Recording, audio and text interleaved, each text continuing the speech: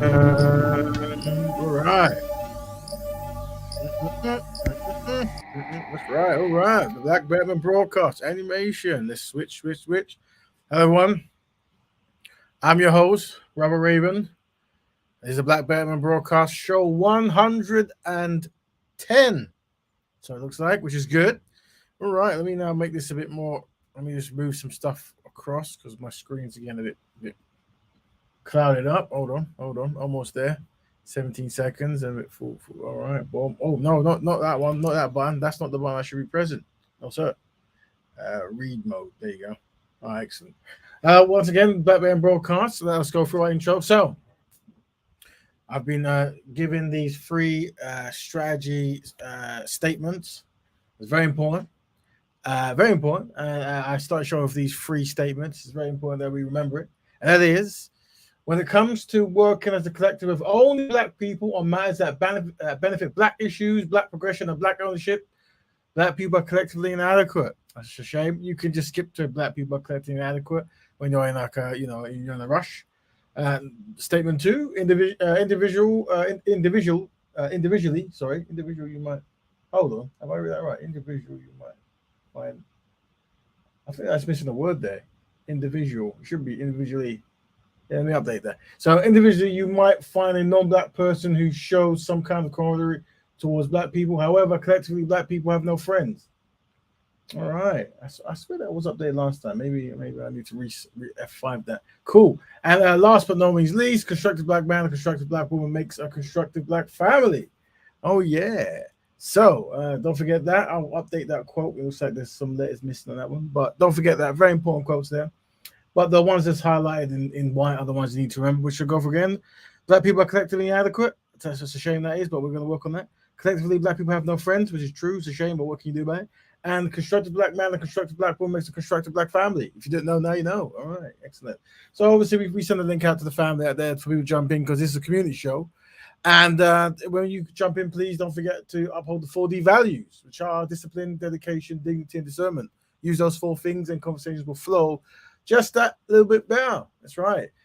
Try not to use derogatory terms. Try to use descriptive language if you can. Try not to use anything that's very colorless language. Don't use any colorless language. Just use colorful language. There you go. Yeah. What is Black Batman? Well, Black Batman is black people helping black people on black issues for betterment. That's it, really. That's all it is. That's not really that hard, but break it down. It's a lifestyle. So we promote the lifestyle of Black Batman on this show. That's right. I'm going to show some videos today. So a copyright allowance disclaimer is made. It's not ours. Act 1976, apparently. Hopefully reading that out will make it even better. So there you go. Also, I shall post this as tradition dictates, if I can even select it, which I can't. Why can't I do that? That's interesting. Is this not full screen? It's like, what is going on here? Greetings, everyone. Greetings. Bit weird. Read mode. Okay. Put it on pencil. Maybe that's what it is. There you go. Copy and paste now. Technology, you see. If you haven't followed us on Instagram, please do. We want to get as many followers as possible who are constructive. One of the means how we can network and commit with people. So I've just put it in the group. Follow that Instagram there and, be constructive. Oh, yeah. Excellent. Cool. So what's our next thing? All right. We're now on the show. So week to week, everyone, we decided to try to focus on some sisters empowerment, sisters who did some remarkable things in the past, present, and potentially the future. This week we have Assata Shakur. There you go. Assata Shakur. That's this week's one.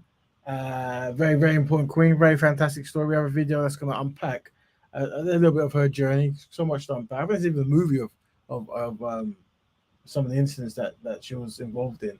I haven't seen them, but I understand them. Well, I should really try to watch them.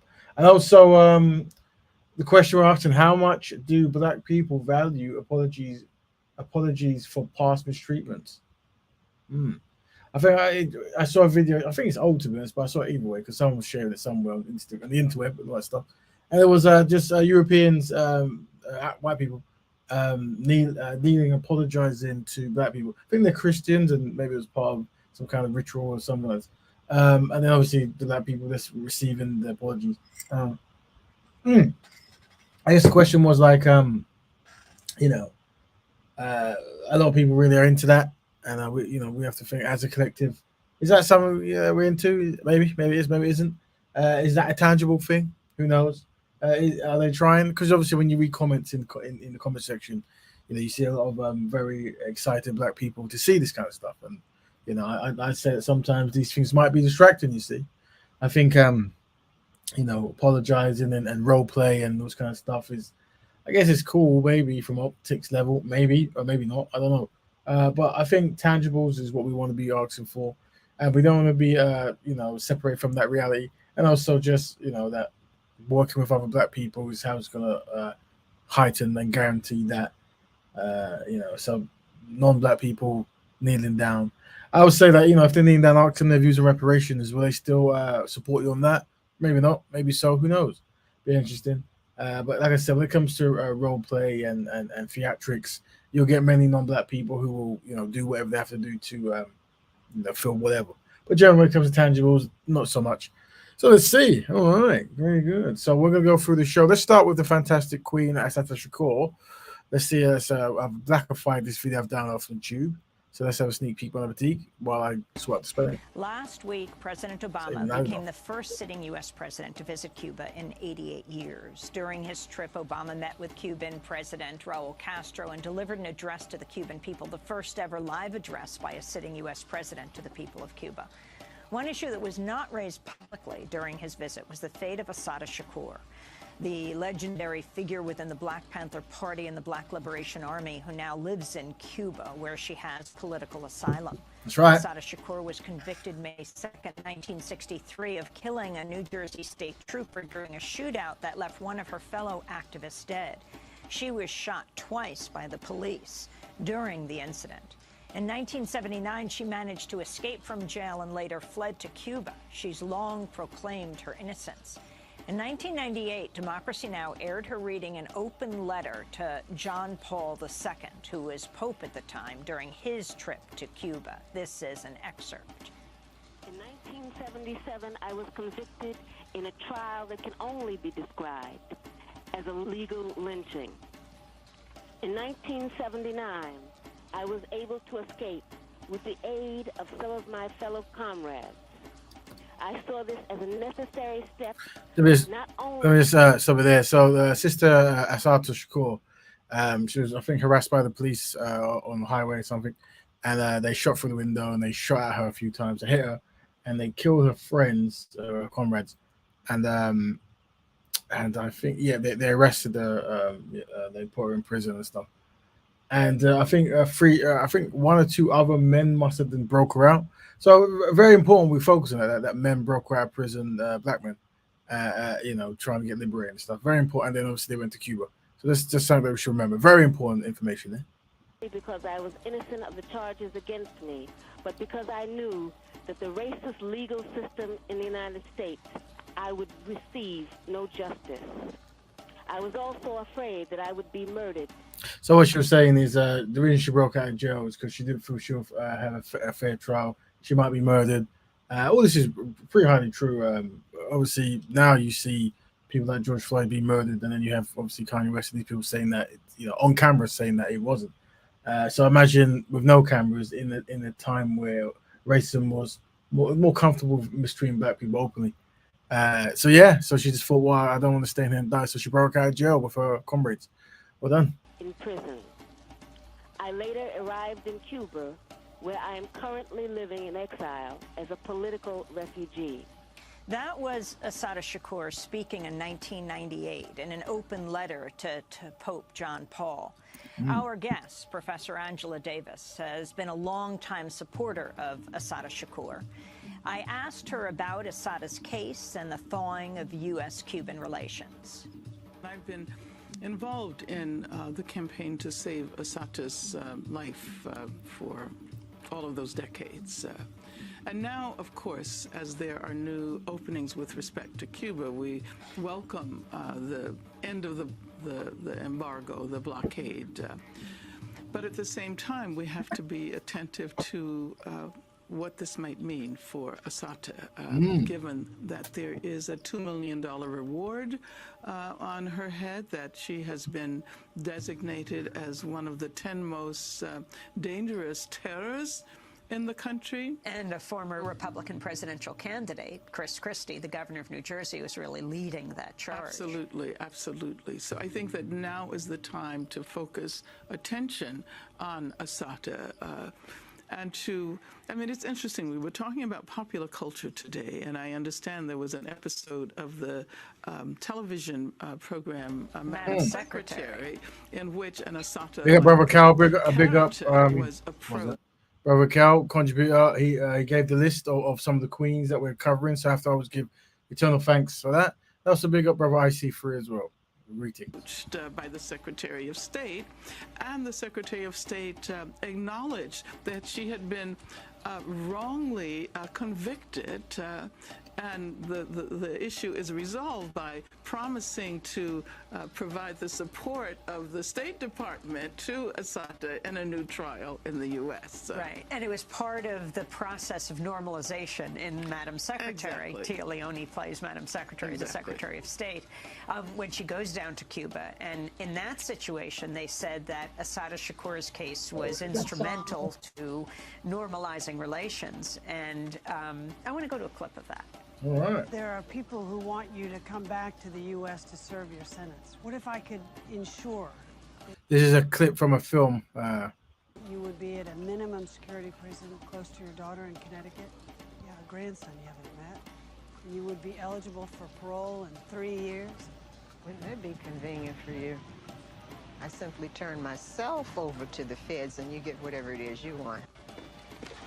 Under COINTELPRO, the FBI wiretapped your defense team, and they suppressed forensic evidence that made it clear you didn't fire the murder weapon. Afeni, based on these findings, Attorney General Cronenberg is offering you a new trial, and we will This film looks a bit funny. make sure that these files This actor here. Social media is Oh, come on, advert. every newspaper in the country. That is the CBS drama Madam Secretary doing their own kind of take on a kind of Assata Shakur who ends up agreeing to come back to the United States. Fantasy. And the Secretary of State saying she would get a fair trial and something to do with time served. I doubt it. Well, yeah, Assata has not seen her grandchildren.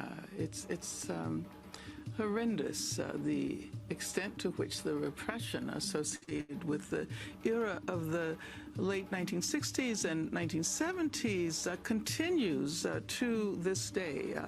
And we might also mention the fact that vast numbers of people are still behind bars from that era. Members of the Black Panther Party, Mando Welanga, Ed Rice, my co-defendant, Rochelle McGee, has been in prison for over 50 years. So I think that when we put all of these things together, they create a kind We must do like a remembrance or something to honor, some of these freedom fighters who have been locked up.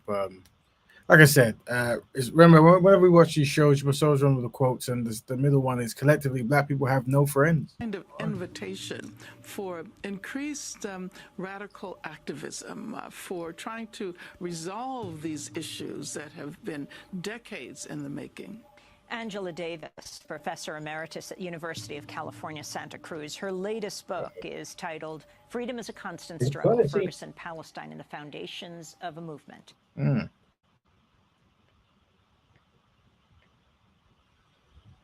Was that the thing? Oh, that was it. Okay, cool. So for those who's joining now, we were focusing there on Sister Assata Shakur, Shakur, just like Tupac.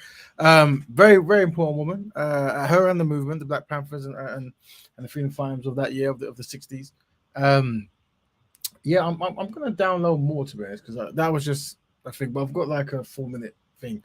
But what I'm done, thing is I don't want to play it off the thing because I don't know. It's got CBS or whatever, whoever owns it. So let me see if I can blackify it. That might take some time, but again, it might not. Who knows? All right, let me open my thing while I do something else. So, okay, so that is a part one. We'll come back to that again. What we're going to look at now, just a quick video.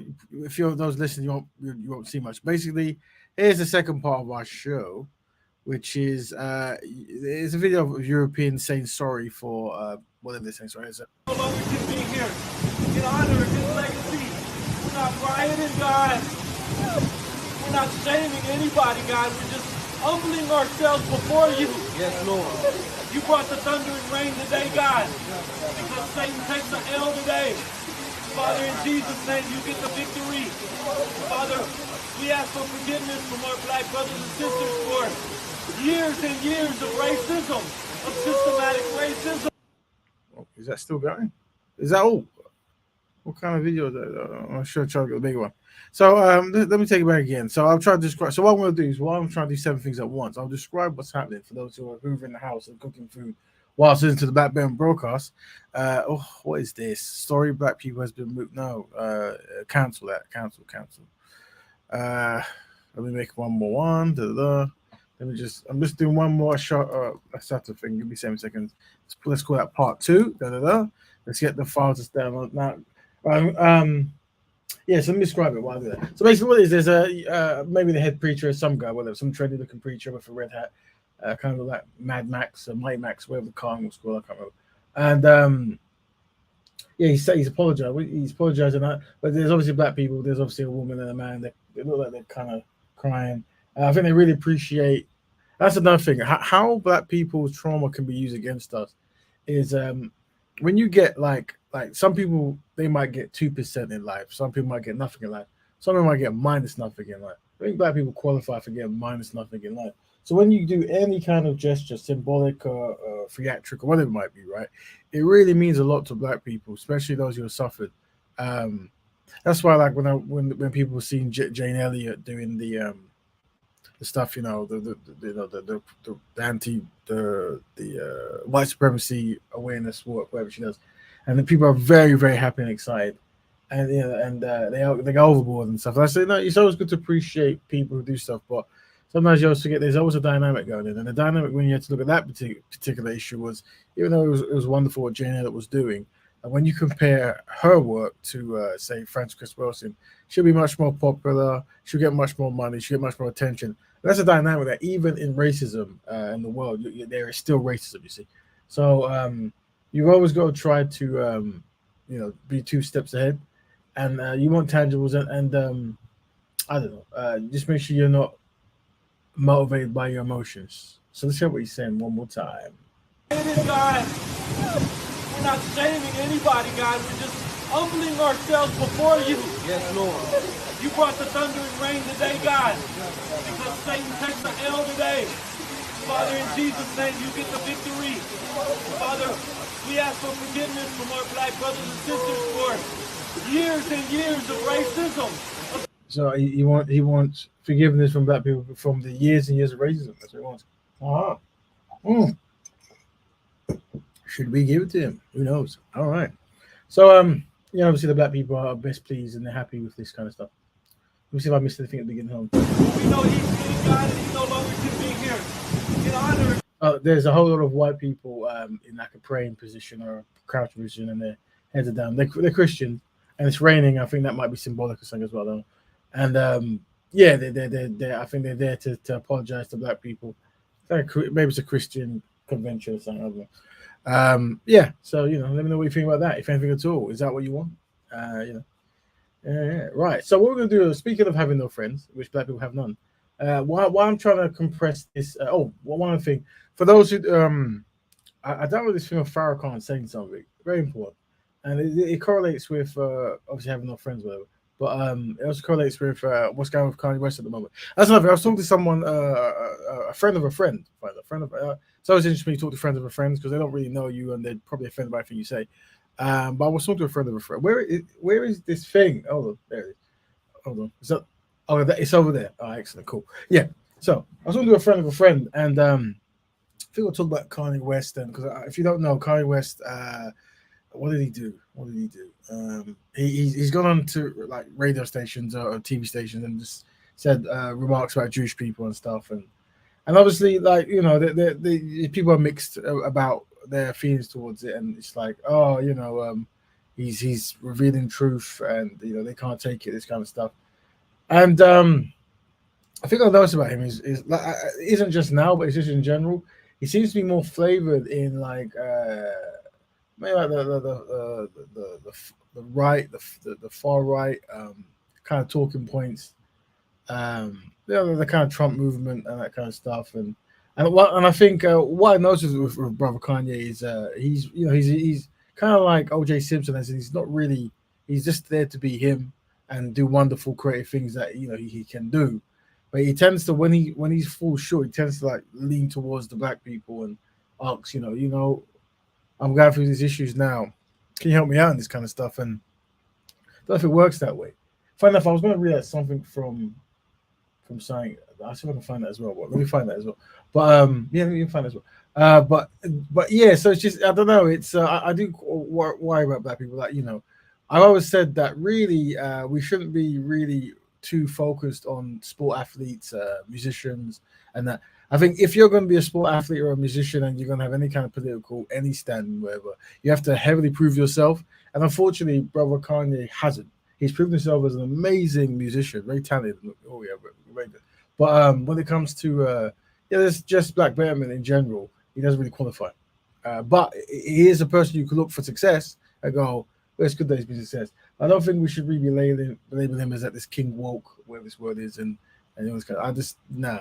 And also, a lot of his talking points seem to be bit, you know, towards the right of America, and yeah, he's hanging around with Candace Owens, and I think he even said he's trying to buy the app that her husband might have created at home. And her husband's a European guy, and I think a lot of stuff it's an app that a lot of anti-black racists use a lot because I think it's harder to track certain kind of algorithms or something. I don't know, but either way. So yeah, I just think black people, like, I'm just showing this video. You know, we always seem to fall for the okie doke, and I think you know, you kind of want to, if you want to be behind people, let's see their actions of how they interact with black people and how they practice black betterment.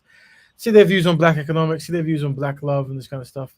Like I said, if these small detail things, I'm telling you, if you just keep them with you, it'll make actually guiding you towards constructive people just much more easier. But anyway, the reason why I was talking about Brother Kanye is because obviously he's getting problems with the Jewish people, and it's showing you that amazingly Jewish people, they don't mess around. If you say things, they dislike to shut you down. And I think he might be having some issues with banking or something. I'm not too sure. Wasn't listening, but I heard over the site.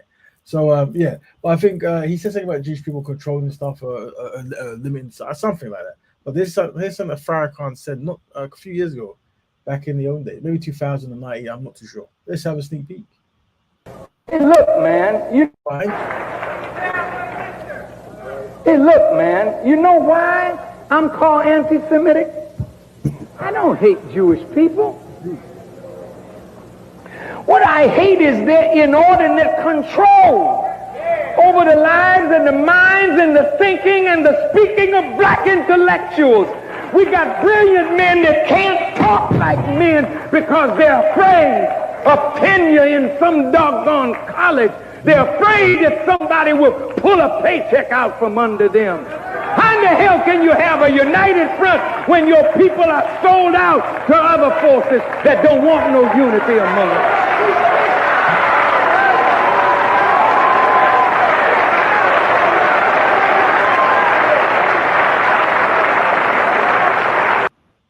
All right, you gotta forgive me. I'm actually doing two things at once.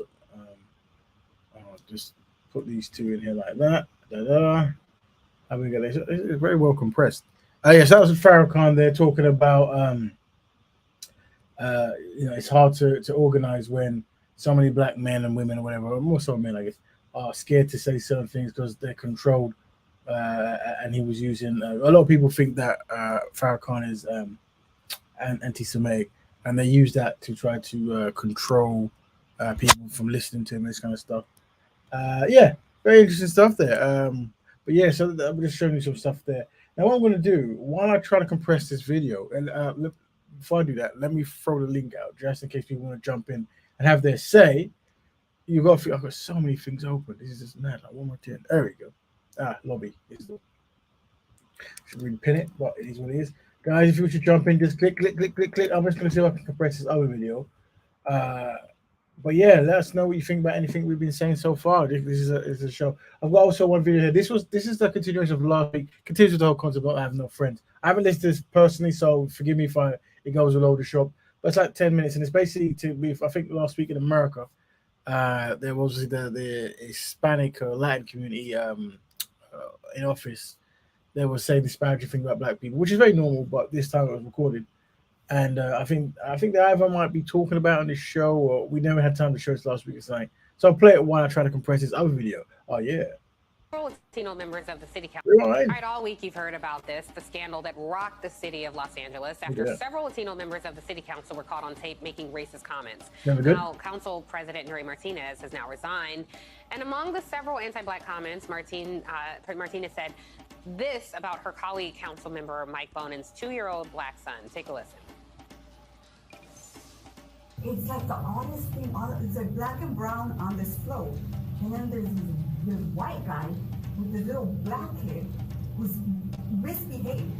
Este niño has they're not doing, the kid is bouncing off the effing walls on the floor, practically tipping it over. There's nothing you can do to control him. Parece changuito. They're raising him like a little white kid, which I was like, all right. He's a beat down. Like, let me take him around the corner and then I'll bring him back. All those caught on tape have apologized, but anti-black sentiment is much bigger than just this latest news, and that's what we really want to talk about today. Joining me now is Carmen Perez-Jordan. She's CEO of the Gathering for Justice and a Chicana feminist. Tanya K. Hernandez, she's a law professor at Fordham University and author of Racial Innocence, Unmasking Latino Anti-Black Bias and the Struggle for Equality. And remember, family, the second statement, collectively, black people have no friends. As long as you remember that, you will never be shocked when you hear secret recordings of people mistreating black people. And of course, Arturo Vargas. He's the CEO of NALEO, the National Association of Latino Elected and Appointed Officials Educational Funds. Happy to have you with me. So let me take it back. So that guy was Latino, and the other two ladies, what are they? Did she mention them? This woman has. Let's see. Let's just play. Just want to see what it is. Now is Carmen Perez-Jordan. She's CEO of the Gathering for Justice.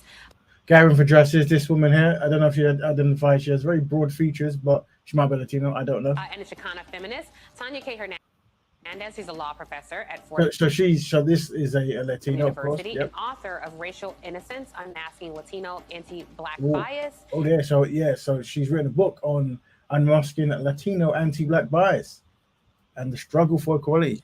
All right, excellent. And the struggle for equality, and of course, Arturo Vargas. He's anti-black the CEO of NALEO, the National Association of Latino Elected and Appointed Officials. Let's see what they say about not liking black people. Educational Fund. And why? Happy to have you with me. Carmen, I want to start with you because I think the most disappointing thing about all of this was, look, we've all known that anti-blackness is prevalent in many parts of the Latino community, and just so that's another thing for black people.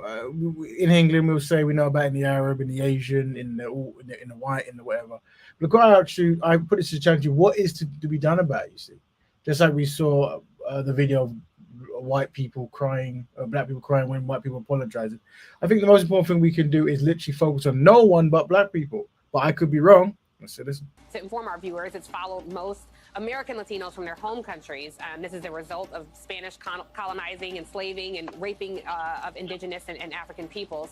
But now that we're here, how do we change this? Because so many people were impacted by this sentiment, and I feel like it kind of set, coalition and working together back significantly. What's your take? Thank you so much, Tiffany, for having me, and especially hosting this long overdue conversation. It has taken us a step back. Many of us have committed our lives to doing Black and Brown solidarity, Black and Brown liberation work. There is no black and brown or black and yellow or black and red or anything like that for black people, I'm telling you. It's still good to always want people to be good, but I think black people, because we're collectively inadequate, it's better we focus on black betterment and then once betterment is achieved, we can see what else can be done. All right. And it's going to take having courageous conversations. It's going to take acknowledging the whitewashing, the spreading of white supremacy, of the whitewashing of our history and our communities within the Latino community and the anti-Blackness. Some of the things that, I recognize, especially when we're doing Black solidarity work, is that we have to, use Kenyan nonviolence as a form of reconciliation. It's personal commitment. It's also gathering information and having courageous conversations. But there are many people who've been doing this work for quite some time. And as I've spoken to my colleagues who are in this field, it's a major step back and it's a major disappointment. But we need to stop these conversations from when they begin. And that starts in our homes. Yeah, I agree. So, so she's saying that, and it's funny because I was on this open live of some game. I forgot what it was. What's that? Not game. Clubhouse. And every time like an Asian or Arab or whatever speak, they're very they speak very openly about their family not liking Black people, and I think it's so widespread that I don't even know why Black people even bother. Just even worrying. Just I think it really at this point should be Black only, really. But what do I know? What do I know? Play? Is the machine messing up again? Tanya, I want to bring you in the conversation because I see these things. I've heard and been in proximity to these things my entire life. You gotta forgive me, family. I don't know if it's jumping or not, but where the Latino community was I'm rendering. Let me stop that. Adjacent. I hope my file isn't jumping. I'm rendering. Maybe I shouldn't be doing it. You probably can't hear me. I'm rendering a file at the same time streaming a online file. I mean, I'm sure there's issues with that on some kind of molecular level. You probably shouldn't do that. I don't know, but it seems since I'm doing it, there's some kind of jumpiness in my thing. I hope it's not affecting my speech patterns. If it is, let me know. You're jumping all over the place. You sound like a Dalek. If not, it says it needs 2 minutes remaining. But that's usually a lie, to be honest. Usually says 2 minutes, but it's more. Should have really done it earlier. What are you going to do? So what I'm going to do is I'm going to carry on playing. If there's any jumping, let me know. But then who knows? Maybe people are cooking food, so they can't. Let me know.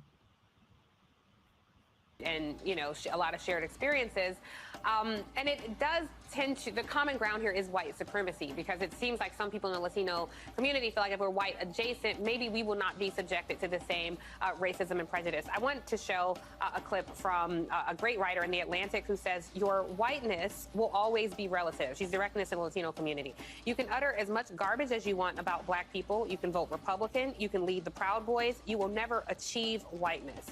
The gift bestowed upon Italians and the Irish isn't happening for us. So you can discriminate against Black people and Afro-Latinos all you want. It won't make you white. It just makes you a racist person of color, a brown Clayton Bigsby, a fool. I echo those sentiments. Curious your thoughts this morning.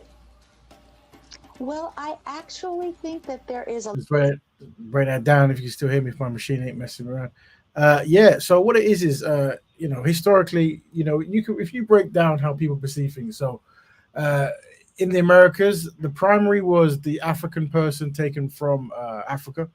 Then there was the European who did the taking. And then there was what they call the indigenous red, they use the term red Indian, that gets a lot of the coverage now, or used to. So those are the three primary groups that people tend to talk about. And with African Americans, they were shoved towards like the African identity, right? Regardless of history, there was, you're Black, you're African, Negro, this kind of stuff.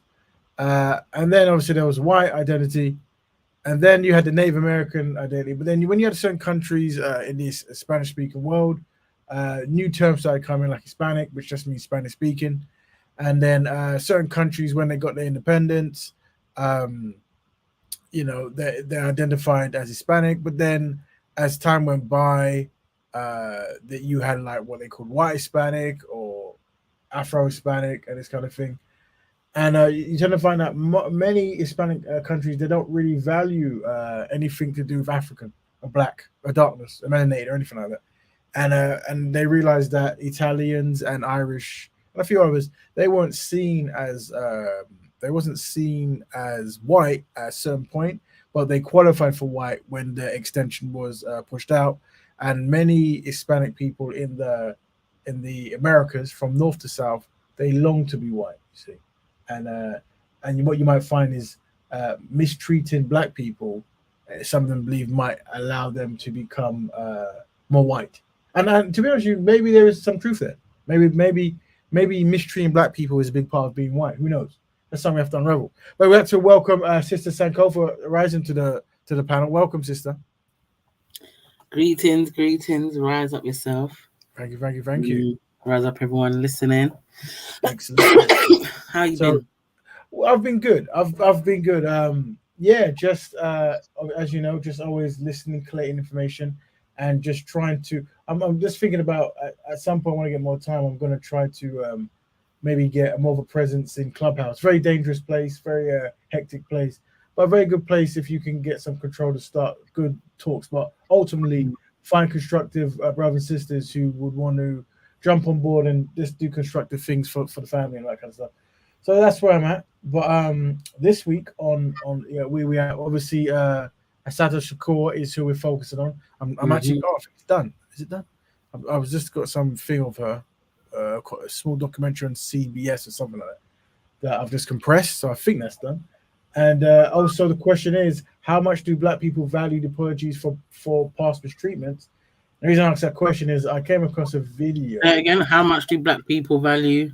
How much do black people value apologies for past mistreatments? And this is, we're watching one video now where I guess the Latin community are somewhat apologizing for the thing that happened a few days ago. I mean, I think they are. I don't know what they're saying really, but there's also something else where there's a group of European Christians, and I think it's 2 years old, but it might be old. But European Christians are on their knees apologizing to black people, and obviously black people are like full of emotion because there's something we really admire, I guess. And we're just questioning, is that something we should be doing or not? I don't know. But let's carry on to this while I sort myself out. Another layer to this. Some people within the Latino community do achieve whiteness. One, because they are white appearing. They favor more our European ancestors. And depending on their accent, their educational level, whether they actually have a recognizable Hispanic surname, that all those things enable a person to, I wouldn't call it passing, but seemingly just and seamlessly being able to pass into whiteness, white Anglo whiteness, just as they have whiteness within Latin America and the Caribbean. So I guess what I would want to say is that despite this idea of all Latinos being brown, some browns are browner than others, and some whites are whiter than others. There are Latinos who are white, whether they have that personal identity or not. That's their socially ascribed race from others outside, and they get to move in that privilege as well. Yeah, I think that's a really good point, and thank you for making it. Arturo, I think something that's kind of been lost in this conversation because we focus so much on the language, but what they were actually discussing in that meeting was redistricting. And this is where I think we have to start having these tough conversations now, because by the year 2044, there will be no racial majority. And so I've worked in spaces where the communities start fighting over resources. If the Latino community is getting this, that means that black people are getting less of this. If the API community is getting this, that means indigenous folks are getting left out. And I just wonder how we can shift this conversation, because these racist views impact politics and policy in Los Angeles and impact people. So I wonder how we can get ahead of this as we become the rising majority of this country, and not have these kind of in-wars and not adopt the behavior of those who would oppress us. But so one thing I would say as well, could just be me. You tend to find that, especially in America, I noticed, it isn't really black people mistreating other people, it's other people mistreating black people. And this host of the show is very kind in talking about we and that kind of stuff. But I think it's more so the non-black people mistreating black people. I don't think it's really a we thing. But maybe I'm wrong. Kind of rethink how we envision and work in democracy. So your thoughts as the leader of Maleo on that? Well, first of all, good morning from Los Angeles. I'm here in the middle of the storm, and thank you for having me again on your show. There are 2 points I want to make here. The first one is, please do not define the relationships between our communities by the actions of some elected officials. We at NALEO immediately call for the resignation of the 3 council members because of these racist statements. We had to hold them accountable. That's my first point. My second point, I have been involved on redistricting work since the 1991 redistricting. This was my 4th cycle in 2021, 2022. And throughout that entire process, I have worked in coalition with African American leadership, API leadership, Jewish American leadership to determine how, as community leaders, we can come together to design a map, district, power sharing in a way where everybody has a seat at the table. That is not always the goal of incumbents and elected officials. Right. That's why we always draw a very bright line between what incumbents want and what the community wants. So there's something I would say when I go out, and that is whenever you have black people come together with any non-black people in trying to achieve something, give it a few days, weeks, or months, or years. When you look at the dynamics within that particular thing, activity, you tend to find that black people will be at the bottom of that concept, while the closer you are to white or whatever it is will be at the top of that, right? That's something you always be aware of. Could be wrong, but then again, maybe I'm right. Yeah, I think you make such a really good point there, Arturo. In another life, I worked with NALEO very closely, so I'm familiar with the work that you do. Carmen, we're running out of time, but I think, some of the work that you've done, and we saw, some of this around the Women's March, as these demographics in the country change, it is disheartening to see how this set back. And I think Arturo makes such a good point. Let's not make this the actions of these individuals, even though in many ways this is a microcosm for a lot of conversations that happen. So that's what I said. Like I said, honestly, black people, I think there should be a way that we process things that work better in our own best interest, right?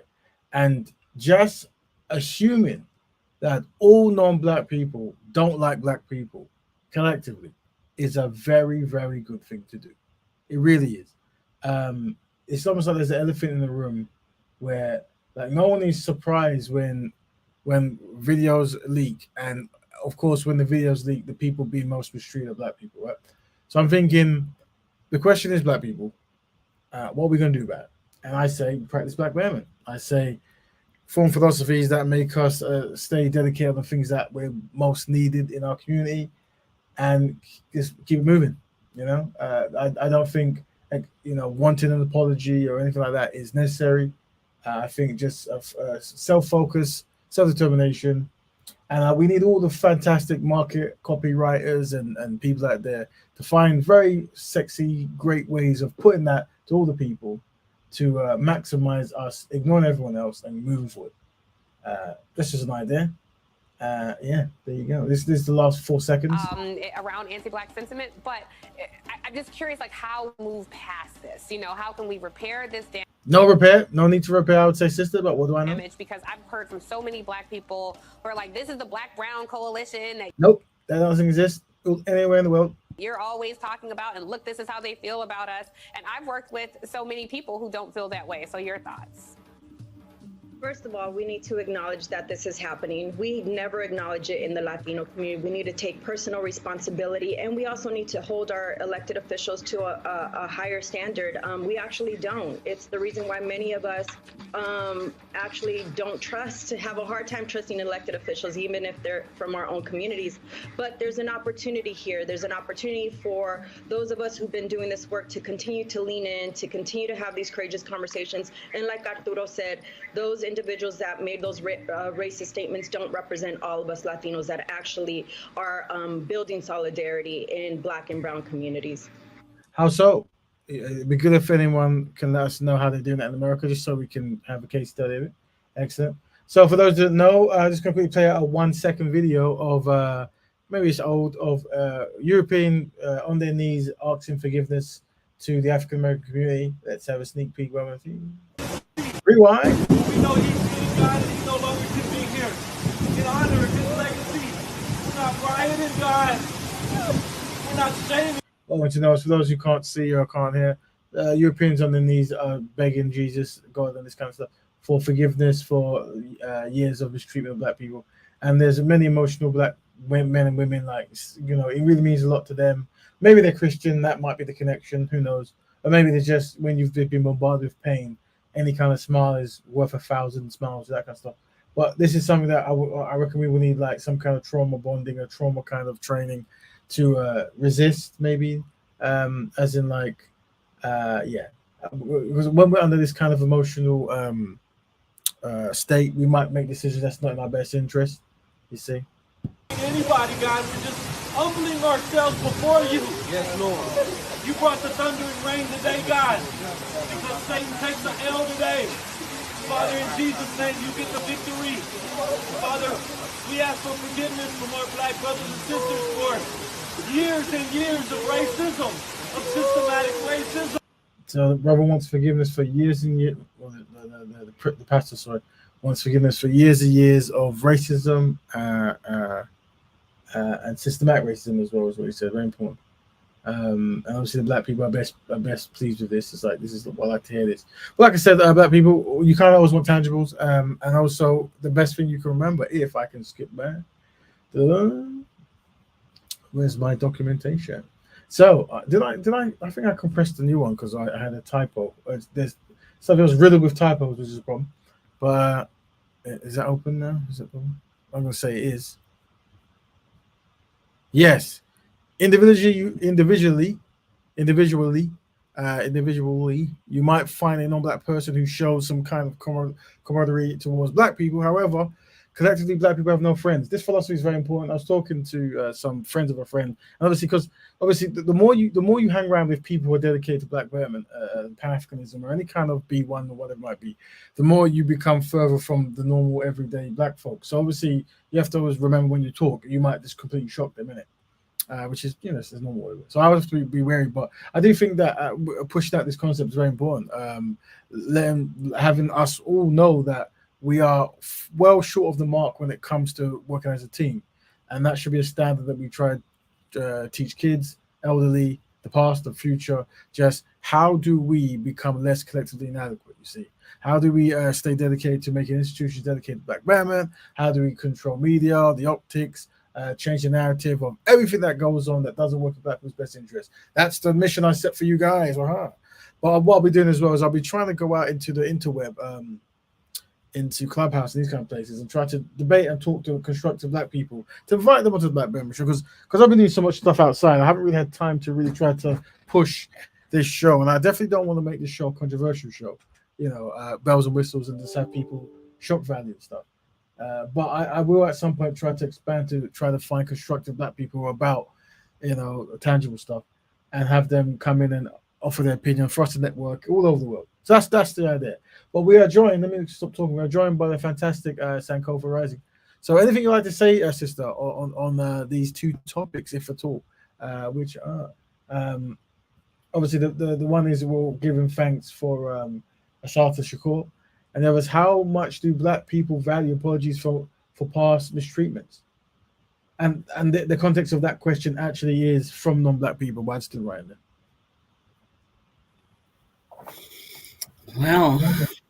Well, first let's honor our warrior queen, Assata Shakur, and her fantastic efforts and work, and really being an example of a revolutionary in its fullest form, especially in terms of some of the things she had to endure before she managed to break out of America, and how she was treated. So yeah, definitely rise up our warrior queen. And it's interesting, my daughter and two of her friends, we gave Assata Shakur biography, which admittedly I haven't read yet, but we gave it to them to read before. Only one of them read it late, actually, but everybody else they had to be 16 by the time they read it. And yeah, it's interesting. There's lots of society gets to them in terms of how our stories are told. So biographies are very important for our children to read. Like I made her read Malcolm X. They read Malcolm X quite early, more for the fact that there's a film in it, so you have to kind of counteract that sooner than later. Whereas Assata Shakur, there's no real film per se, so you can kind of take your time with it a little bit more. But why am I saying this? Yeah, she had quite a profound impact on all of the young women, in a sense that they saw her warrior spirit, and they wasn't left with a sorrow, or as African people, it's always a sad story because this new conversation that it's all trauma films that we're watching, and Hollywood and them people that are controlling a lot of the narratives. Yes, Black Panther looks sexy. I haven't seen Woman King yet. I'm sure it looks sexy, but these people are still, the main drivers. So yeah, it's nice that when they read Assata Shakur, they resonated with it in a very positive way. And depending on some conversations we might have, they will reference her. A couple of them want to go back to it and read it again. So yeah, she's a very powerful woman. The other person whose story is yet to be told, but apparently someone's doing a documentary. Where did I see that? The woman who played Whitney in Different World. She was friends with Afeni Shakur, Tupac's mom, and she was documenting her life before she passed. But she's saying she has enough information to be able to tell the story. So yeah, I really look forward to that as well, because that's a whole different dynamic, but a story that not just because she's Tupac's mom, but as a Black Panther and what she went through and her journey from her whole journey up until her passing. Yeah, that's the next level still. So I have to rise up all the warrior queens. Nice. Of the Black Panther Party, and I give thanks for the fact that Assata Shakur is still with us and is able to inspire us all still. Big up, Brother Kale. Yes, Jasmine Guy. Yeah, Jasmine Guy. There you go. She's doing a documentary. Sure, it was a documentary, she said. So yeah, I'm excited. I was glad to hear that. All right, so there's that. How much do Black people value apologies? This is where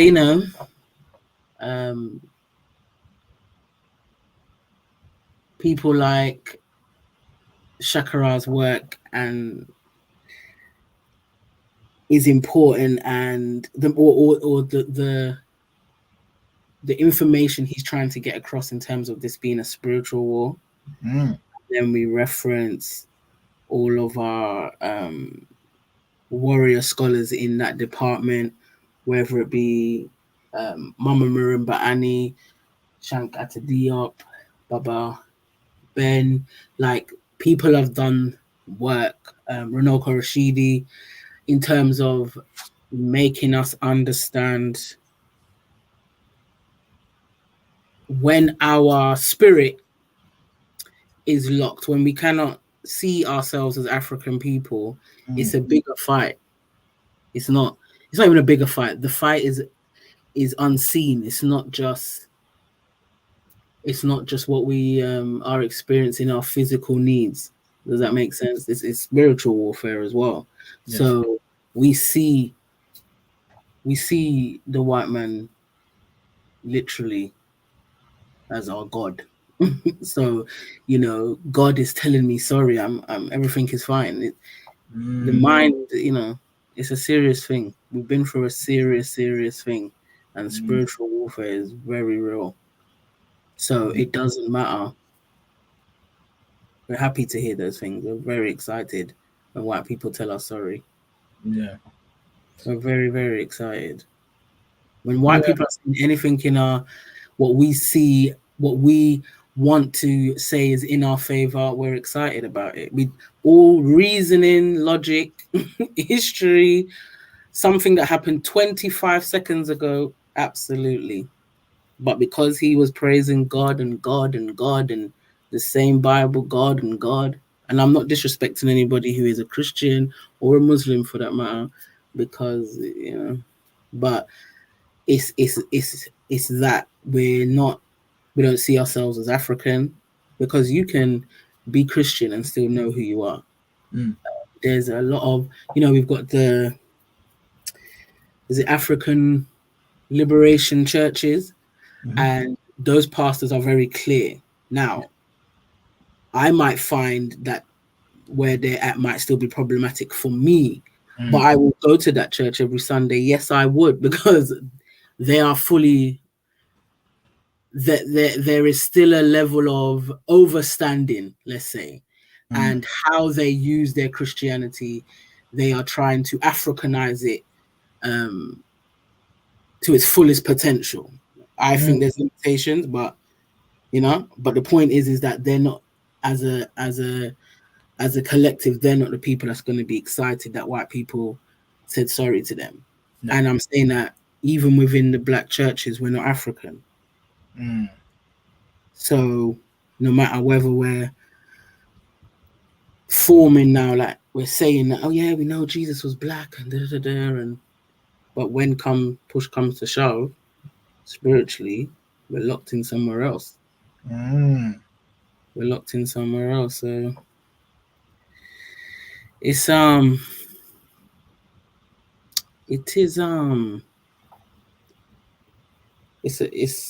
we've got lots of work to do, put that way, and we're definitely, it's been the consistent work from Papa Garvey. We're trying to reclaim the minds of our people. So not saying Christianity wasn't a thing then, but Papa Garvey had an understanding of, he's working on the mindset before when he empowers the people, and the more they want to have a relationship with self, it's easy then now to Africanize God.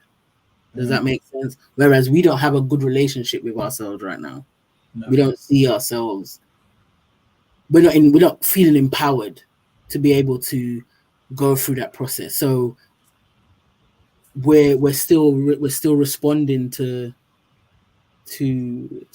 God supposedly in a very, from a Eurocentric lens. And every organization, I would say, from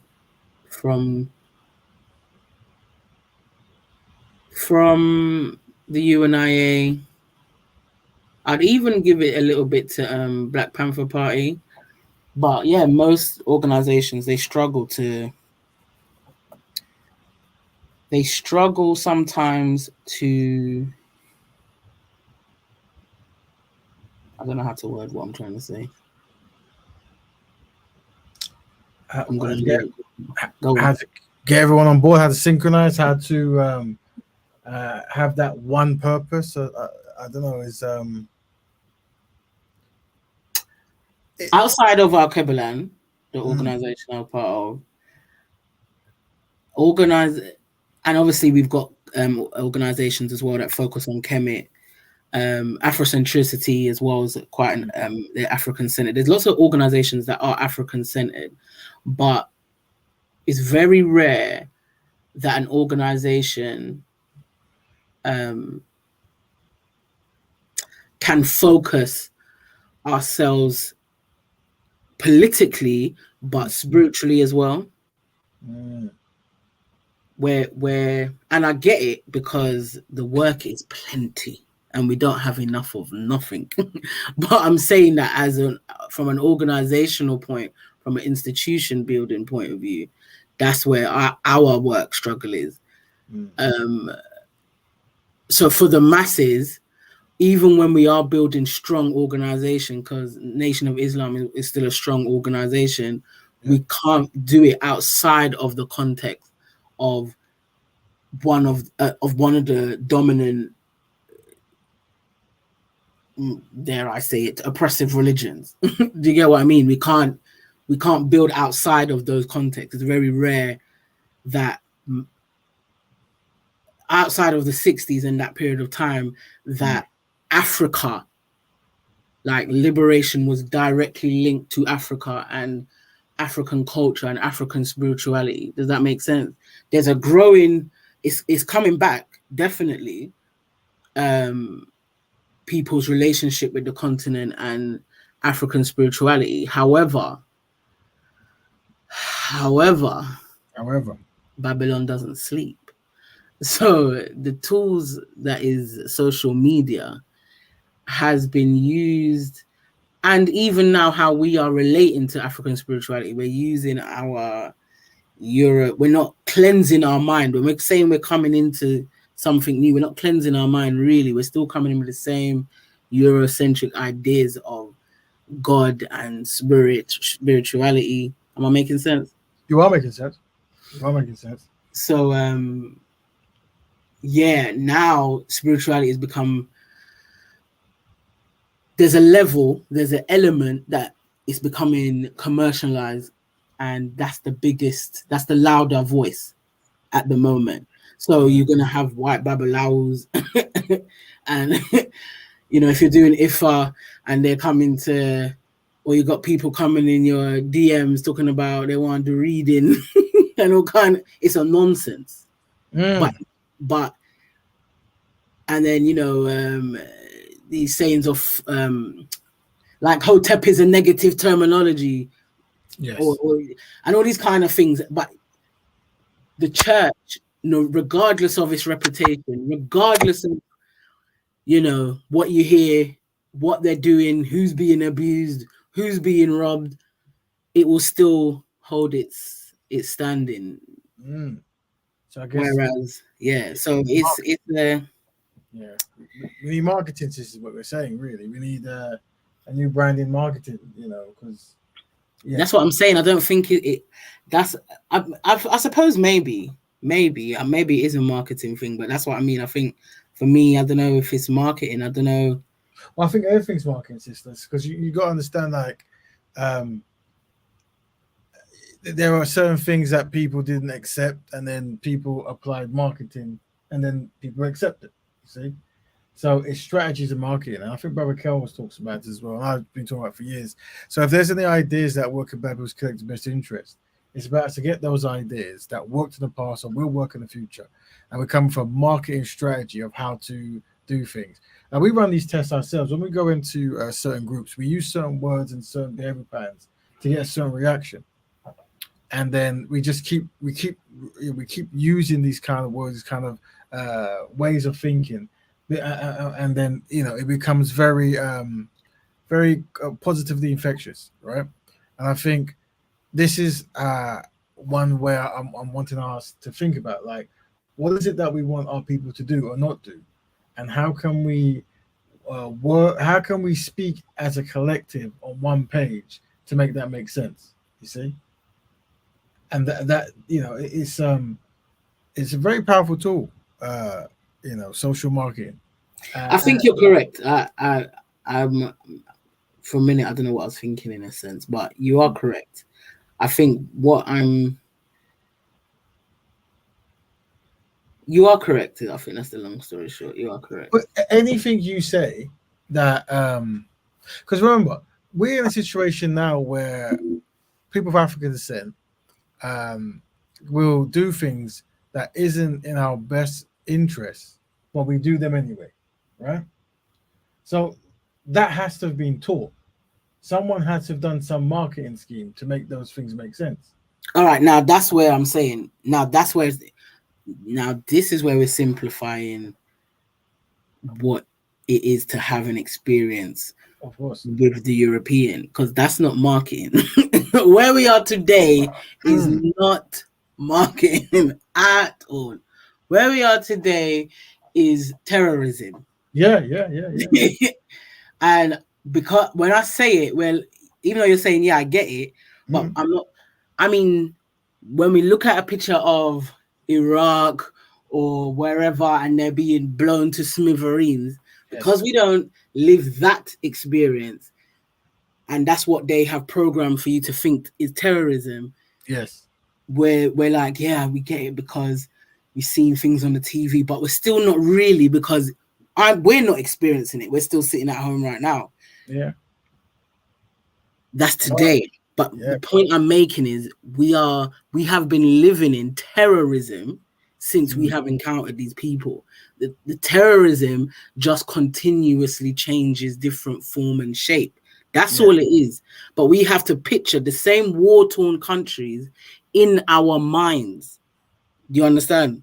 Yeah, the war-torn picture that you see on TV that the West is bombing and killing in their droves, that is the African brain. Do you get me? So that's not marketing. That's what you're up against, right? I don't like the term because some things have been so overused. But when we're talking about generational trauma, yes, you know, this is why I appreciated the Khalid Muhammad's and Malcolm X's and that, in a sense, because they paint a picture for you. They want you to know the extent of what they're talking about. Do you understand? So I'm saying that it's more than marketing. Marketing is something that, like you're saying, you're consistently drilled with, but that's not what the marketing. Where marketing is a soft part of the terrorism for us. They've done all the rest of the work. It's like being raped every single day, 365 days of the year, violently. Yes. So then now when they show you pictures, this is pretty, you're like, oh well, I'm okay, it's not that bad, because you're not being raped violently for the last 20 years anymore. Do you get what I mean? That's the strategy. Right? That's the strategy that was pushed in. Like you do a certain level of terrorism, and then the reminder of terrorism, or the reminder that you're no longer in the terrorism. And for example, we watched a video not too long ago, and it was I forgot the woman's name. She represents an apologist for the crown and stuff. And I think she was saying, what you have to understand is that when slavery was there, the British went to West Africa, and we were fighting to break the Africans from continuing to practice slavery. See, and so see what they've done. They've created this dynamic of slavery. They've imprisoned people for 400 years. They've done it. They've got their pockets full of the slavery thing they've done, and now they want to so-called stop it. They're now going to say, okay, the people to blame are the guys we were enslaving. You see, and they are the ones you have to go to for reparations. Yeah. And that's a narrative now. That was the narrative. So, it's no longer they're no longer the enslavers. They're the liberators from slavery. Yeah. And what she ended very interesting. She said, yes, not only do those African enslavers have to pay you reparations, they also have to pay the white men who went to stop them reparations for the harm. I remember the trip you're talking about now. For this kind of behavior. So it's but once again, this is a part of the marketing I'm describing, as in how they get on code and talk in a certain way, and they try to be consistent.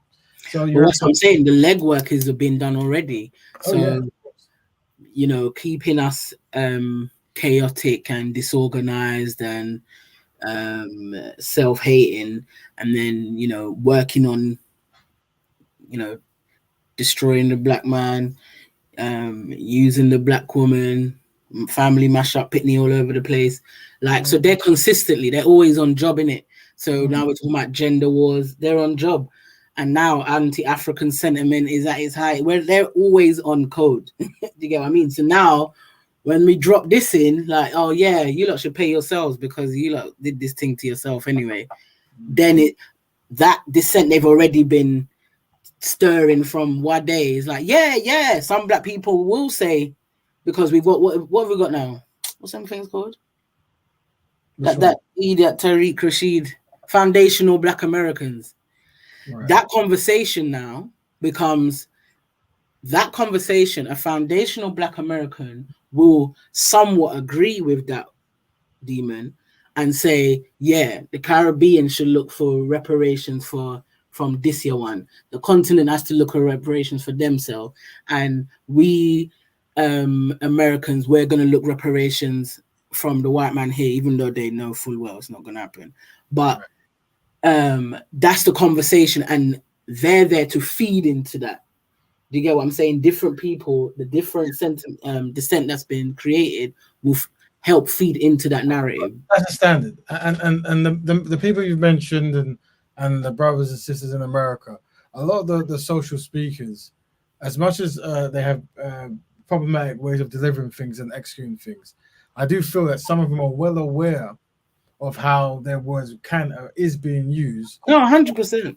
And I do see many of them try to, for example, this is something that I try to deal with in Speaker's Corner and the Black speakers, this kind of like bickering and this kind of stuff, right? And you know, behind the scenes talking like, you do understand that this is what they're going to use, and I think that is also part of the trauma, like the quick reaction. So because I was going to invite some people to talk about the whole like ADOS and Foundation Americans and this kind of stuff, and how it started and how to practice discernment while it's here, right? Because essentially, it's like essentially they're trying to have a strategy to gain reparations, and they're trying to, what they're saying is have a separation from people who might sabotage, and they're using these terms, or it might be right, and there's other things it might impact. But I'm willing to unpack and have a conversation with that. But using this, but what I'm saying is, once these things start, because I'm aware of the tempest that happens, we have to use discernment when we talk about them, right? We have to understand what is the motivational thing behind this, right? Now, I'm well aware, just like I'm aware when Black women complain about certain things that might be consistent in the Black community, right? And then Black men complain about certain things about you. I'm aware about the anti-African sentiment you might find, the anti-African American sentiment we might find. I'm aware. I think there was some Haitian brothers saying that many people from the Caribbean and Africa who go to America, they're already told by people who are not African or not African American, do not associate with African Americans. They're trouble, this and that.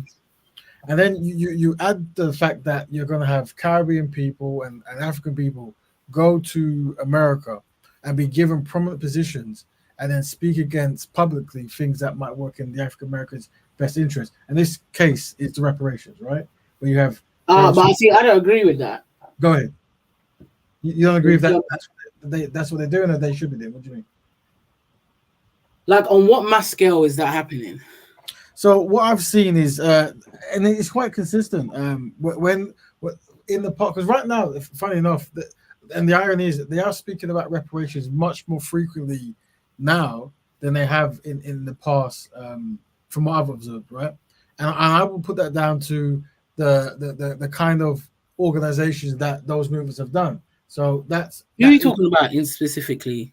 The Caribbean brothers or the America? No, the American brothers. I'm talking about from the American stuff, because CARICOM has been doing what it's been doing for quite some time, right? But in America, there wasn't really that much unity amongst this concept of reparations, and now they seem to mention it more frequently. And you saw people like. See, now this is why I'd say that your marketing conversation is relevant there. I think it's got marketing is the reason why it's got louder, I would say. But you go. Yeah. Well, big up, brother Kel, who's joined the panel. Big up, Kel. Rise up, brother Kel. Rise yourself up. Big up, brother Raven. Big up, sister Sun Cole for the Sun people every time, brother. As usual, brother. Interesting, exuberating topics. Big up to you and the Black Betterment Organization. Thank you. Now, Sister Sankova, we've been talking through, and she's brought some interesting points, and I've always said we're going to try to use discernment when we unpack them. And she was talking about, identity and how, inward fighting, and she would be using the brothers and sisters in America as examples. And I think she mentioned, like, obviously, there's new definitions now. Certain African Americans now want to be called either ADOS or Foundation Black Americans, and the pros and cons of these concepts and stuff. And I always say, whenever we talk about this, we always want to listen to how people articulate. So I went down the avenue of highlighting the complaints that some of the brothers and sisters have over there, and that is unsynchronized brothers who go to the Americas and they don't stand shoulder to shoulder with the African American brothers and sisters on the issues that they deem most important. And we're going to use reparations as one of them. And before you jumped in, I think Sister Sanko wanted to know how regular do you see people on obviously European TV disparaging Black Americans from getting reparations? And I think that, from what I know, I could be wrong. That was one of the main kind of grievances that I heard from the standpoint. But I don't know if you guys have an opinion on that. But it's like I said, it's definitely worth. I did want to have a conversation about it at one point, but I just don't have the connects to get people in yet to talk about who's there and this kind of stuff. But definitely interesting. Are you referring to, for example, like the way they do a separation of like reparations? Is that what you're referring to?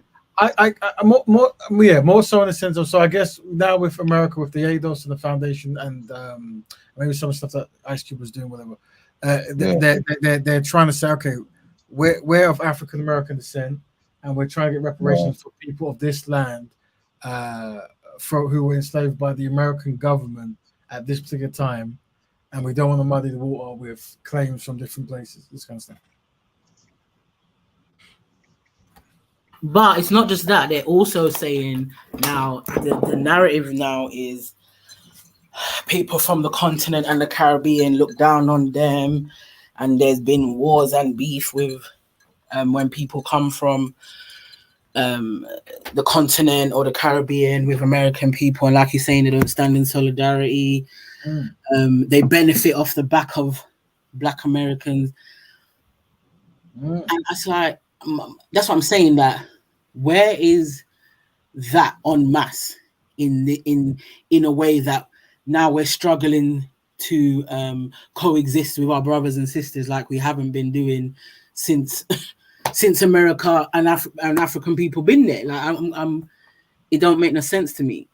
But again, because it does make sense to me, but because like I said, the European has been sprinkling his devilish powder of chaos.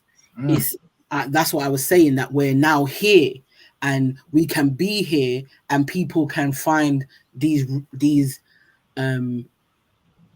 ridiculous narratives. Because the reason I'm saying it's ridiculous, there's a level that they're literally just changing the narrative of literal history, if you get what I mean, in terms of how African people, whether we're from the continent or the Caribbean, how we have consistently worked together in America, and how a lot of who they claim to be their American heroes, who have all visited the continent and had close relationships with many of the African leaders at that time, or who became the African leaders at that time. So it's like, how are you just rewriting history just because there's a whole genre called hip hop that they love? Hello. Do you get what I mean? It's like, what? Where is all this disunity? But now there is some level of disunity, and now people are, in some sense, feeding into this zombified behavior of actually changing their lived experiences. Like in real time, they're changing how they were raised or how they lived to now be part of a narrative that's not the case. There's been dissent for ages. Of course, we live in England, but we can still say, Northwest Jamaican community, Peckham or certain parts of South Jamaica, Nigeria. So to say, oh well, when people come from wherever they're from, they all stay together. This is normal human behavior. How is it now all of a sudden, if a group of people live together, now you've been isolated and you've been forced to, you've been outcasted because you're Black American? What? Yeah. Well, hold on, let me jump in now. So what I always tell whenever these things happen, we wanna practice discernment, and we always want to practice some level of empathy in the sense of there's a chance that when someone says something, they're Oh, 100. wait. Let me. Sorry, before we finish though, why am I the Tariq Rashid? When we're talking about the power of branding, Yes. Tariq Rashid, he actually, that little demon agent there, he knows better. So there's no empathy for him here. He is a clear agent, an enemy of the race. That's where I'm putting him. But hold on, sister. And this is the thing, because the reason I say hold on, because we talk about Brother Umar, we got to talk about Brother Tariq, talk about Brother. I'm trying to think of all the American guys have small platforms and they do work. The B1 movement. What's the economic guys? I forgot his name. I'm so bad. I should. What I'm saying is, the people you've mentioned, or that person you've mentioned, they end up arguing with all the other people about very small minor things, and then it escalates and this kind of stuff. And I'm saying that I think I try to practice discernment, right? I try to look at the goods that people do and look at the things that need to that I question, right? And sometimes our statements, we need to really think about these statements. It's just like when Brother Umar is making a school. There's a lot of people who will go, "Where's the school? Where's the school? Where's the school?" And then the narrative comes that he's a scammer, this kind of stuff. And I don't know anything about that. I'm not okay. All right, let me say, to say he's an enemy of the race. Yes, I recognize it's harsh. That's hyperbole. With Umar, I will always say that Umar's conversation is consistent. Yeah, Tariq Rashid has been quite clear. My conversation is not consistent at all.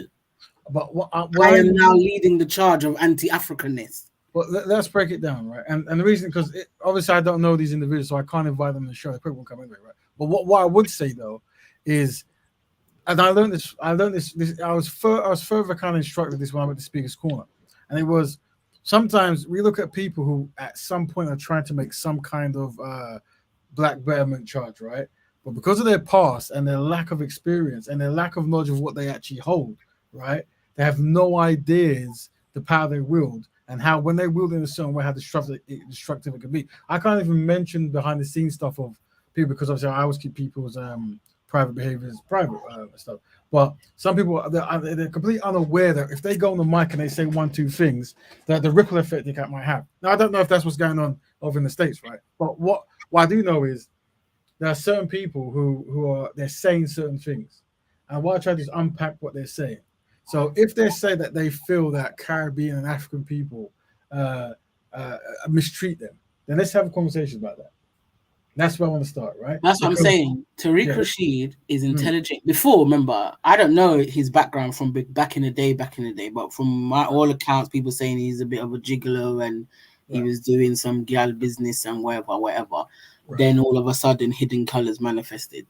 Right. Now, like you're saying, in terms of what people have contributed, enough people say, when I first watched Hidden Colors, what it did for me, So again, I get it. Yes, it is harsh to say. Okay, I'm going to think about taking it back for the open record. I understand. But however, I'm one of them people that's quite clear. We're not all going to the promised land. Yeah, everybody is not going.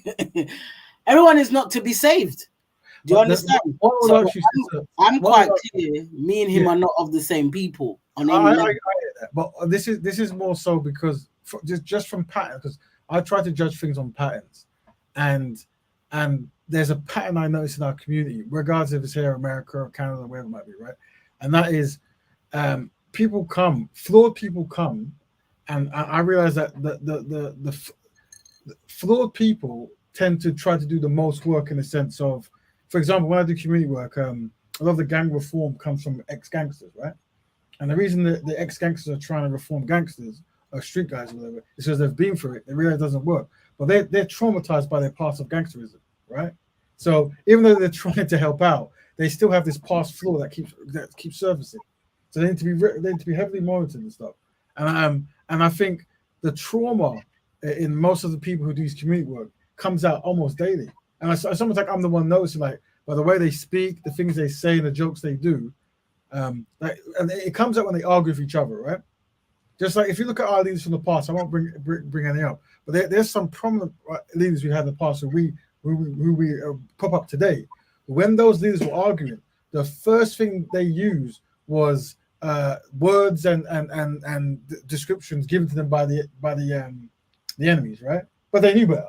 But this is what I'm saying, that there is deep trauma that we go through. But I'm saying if we can use discernment, right, when we see that, and try to have a conversation to see if we can actually meet logic. I think there was this issue. I remember I was on the panel the other day, a couple of weeks back, and they were talking because obviously this new narrative is about who invented hip hop and whose contribution this, that, and the third, right?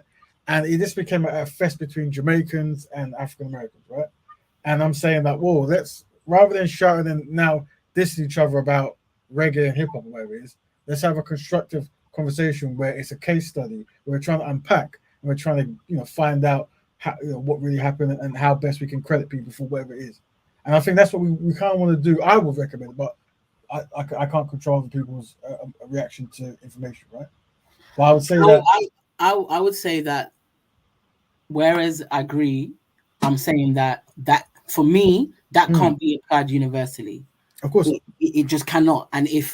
And whereas there is some people that I'm comfortable to say, yeah, you are a traitor of the race, you're done out here, is because, again, we're at war. So, again, a level of discernment and empathy for individuals that are, there is a level of consciousness in their decision making and understanding their platform and their voice and the impact of their voice. And this is the road that they continuously go down. Because like I said, whatever, there is critiques obviously with Umar, whatever, but Umar's conversation is consistent. Do you understand? There's not been one time Umar is talking about, brothers who date outside the race, and then you see him hug up and kiss up with a sister, a white woman, sorry, and then cussing out sisters for being with white men. That's not a consistent message. Do you understand what I mean? He's not gonna, and he might prove me wrong. I hope he doesn't. But I'm saying that, up until this point, he's been consistent in who the enemy is, how it's affecting our children, the role of parents, fathers in children's, like his conversation is consistent. Whether the school's open or not, his conversation for why the school is necessary is consistent. That level of inconsistency, and it's not even inconsistency in Tariq Rashid, it's just open, there's a better word for it, but just open chaos, just open mayhem, just open anti-African, just open hatred in a sense. I'm not sure he's not trying to have an understanding conversation ever. This is what we did 1804, Well, here's what it is. This is just from my speaking background, because I've heard some of his, because he's got these kind of live speaking stuff on Twitter that I've heard, and it reminds me of Speaker's Corner, of some of the people I work with, in the sense of whenever people approach certain people a certain way, because I used to do a lot of work with a company called Gang and stuff, and I realized that when people approach them a certain way, they match the energy. No, I've seen people try and with the calmest, and they stayed that way. They didn't even rise up with him and all that after he cussed them out their name and tell them about their African selves and all that, and they just quietly left the building. The man ain't got no behavior, Raven. He ain't got no behavior. I'm gonna agree. Listen, and this is what I learned from Speaker's Corner, right? There's certain characters who are very effective in the community, and they're heavily joke led, right? As in, you can't be around them for more than 4 seconds without them dropping a joke, and the joke becomes inappropriate amongst inappropriate. The reason why I was effective with them is because I'm not affected by jokes, right? So it's just I can be there, and it is what it is, right? But what I would say is I definitely do encourage conversation. I definitely do encourage us to practice discernment when we are talking about that brothers and sisters who are doing funding work and they're trying to make museums or schools or institutions, because it's not easy. And I think there's a comment that says, especially Christiana, she's very sharp on, that's what we love her. She just said that there's a museum, I think, and the money has been pocketed. Now, what I'm saying is that this is the kind of thing that once these things happen, we have to disassociate. Like, okay, this money was given, this was the time, nothing has been updated, and it's officially gone. What has happened, right? But I think this is like Brother Umar. He's trying to make a school. I've never made a school before, but what I do know is very challenging, right? So even though he might be collecting money for 3-4 years, one man doesn't have the skill set to run the school on his own. And so this is the discernment. Like, I start this conversation by saying, unfortunately, Black people are collectively inadequate, and that some people are shocked by that, and their heart really burns. But I'm sincere in what I say. So because I understand we're collectively inadequate, when I see a flawed man trying to do something, I step back and go, okay, rather than create a back and forth, how can I work with this individual to try to better him in the attempts, him or her, and then what they're trying to do. Now, this is where, that's what I'm saying. That's where I think that becomes problematic, because I'm saying that if somebody has an agenda of destruction, that is their agenda. When someone shows you who they are, really true, please believe them. So if they've shown you they have an agenda of destruction, and you're saying, okay, how can I best get involved to see how I can help change course and put you back on course? You're going down with the ship. Yeah. You understand? Because when an African mindset is not of their own, the destruction is not a little bit. They're not here to just call you names. You understand? This is what I'm, so to build what you're building, if somebody cannot overstand clearly, as Kel would say, scientifically what it is you're doing, and what I'm saying that it's a deep conversation in terms of the education of our people, because we don't look at the content of people's character. Yes. You understand? I think sometimes we're too invested in the individual. So for me, I try not to put too much stock or eggs in one basket of any one person, but I can appreciate when efforts are being made. But what I'm saying is, from working behind the scenes, and I might be networked with one particular individual, right? And then a new company comes on board and they say, you're that person you're working with, I've had a bad experience with them. I go, okay, well, because you said that, is it okay if I set up a meeting and get to the bottom of that to determine if we should be working with them ever again? But it's in the open. It's like you and them are both there. The claims are made. We unpack it. And if there is a fault here, either give them a chance to redeem themselves or have them leave because the offense was far too great. What I'm saying is I tend to always have these conversations, because no matter where I look, it seems to be Black people just don't agree with Black people about anything, really. And what I try to establish is the actual offense that the person has. So if we're going to use, I think Brother Tariq was right, then the question is, if someone disagrees with something he's doing, define it, let's unpack it, and let's try to use discernment to see how we get to the next step. Let's pick up Empress Christy. Let me add the sister here.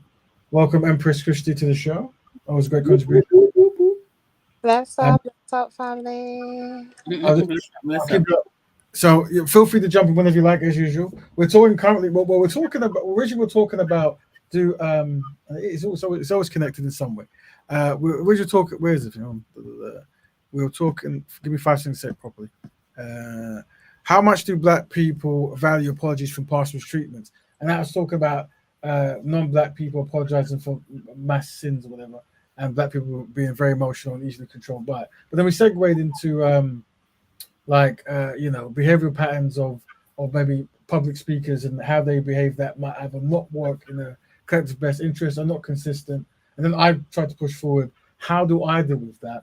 Because for me, it's quite widespread, if I'm being quite honest, right? So I have a different approach.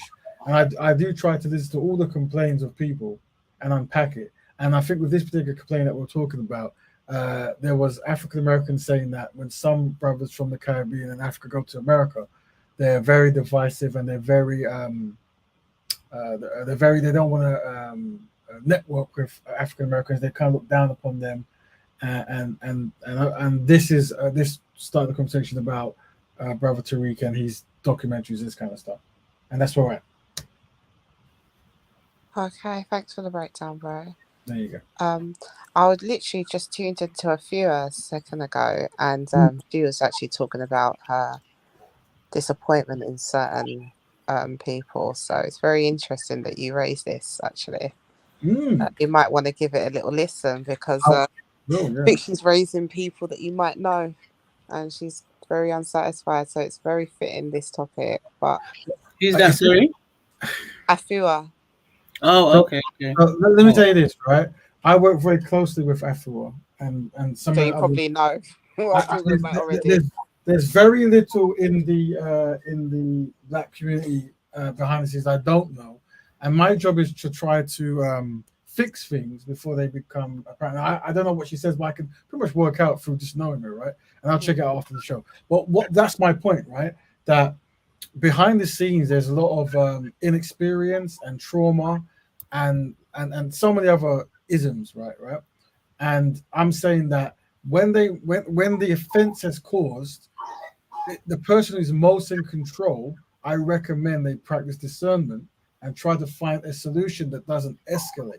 So when we look at brother Tariq from America, whatever, I understand the whole foundation of Black American stuff, and I can agree. I can agree if you want to rebrand yourself for marketing purposes or for getting reparations, you know more than me. You do that. The issue we're going to have is if there is a back and forth between people from the diaspora, right?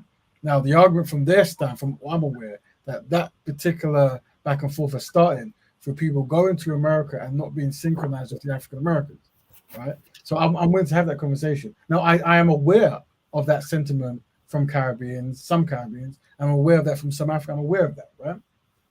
And he said something that I heard in a quote, and I thought it was very interesting. He said, a lot of people never thought that we'll be punching down.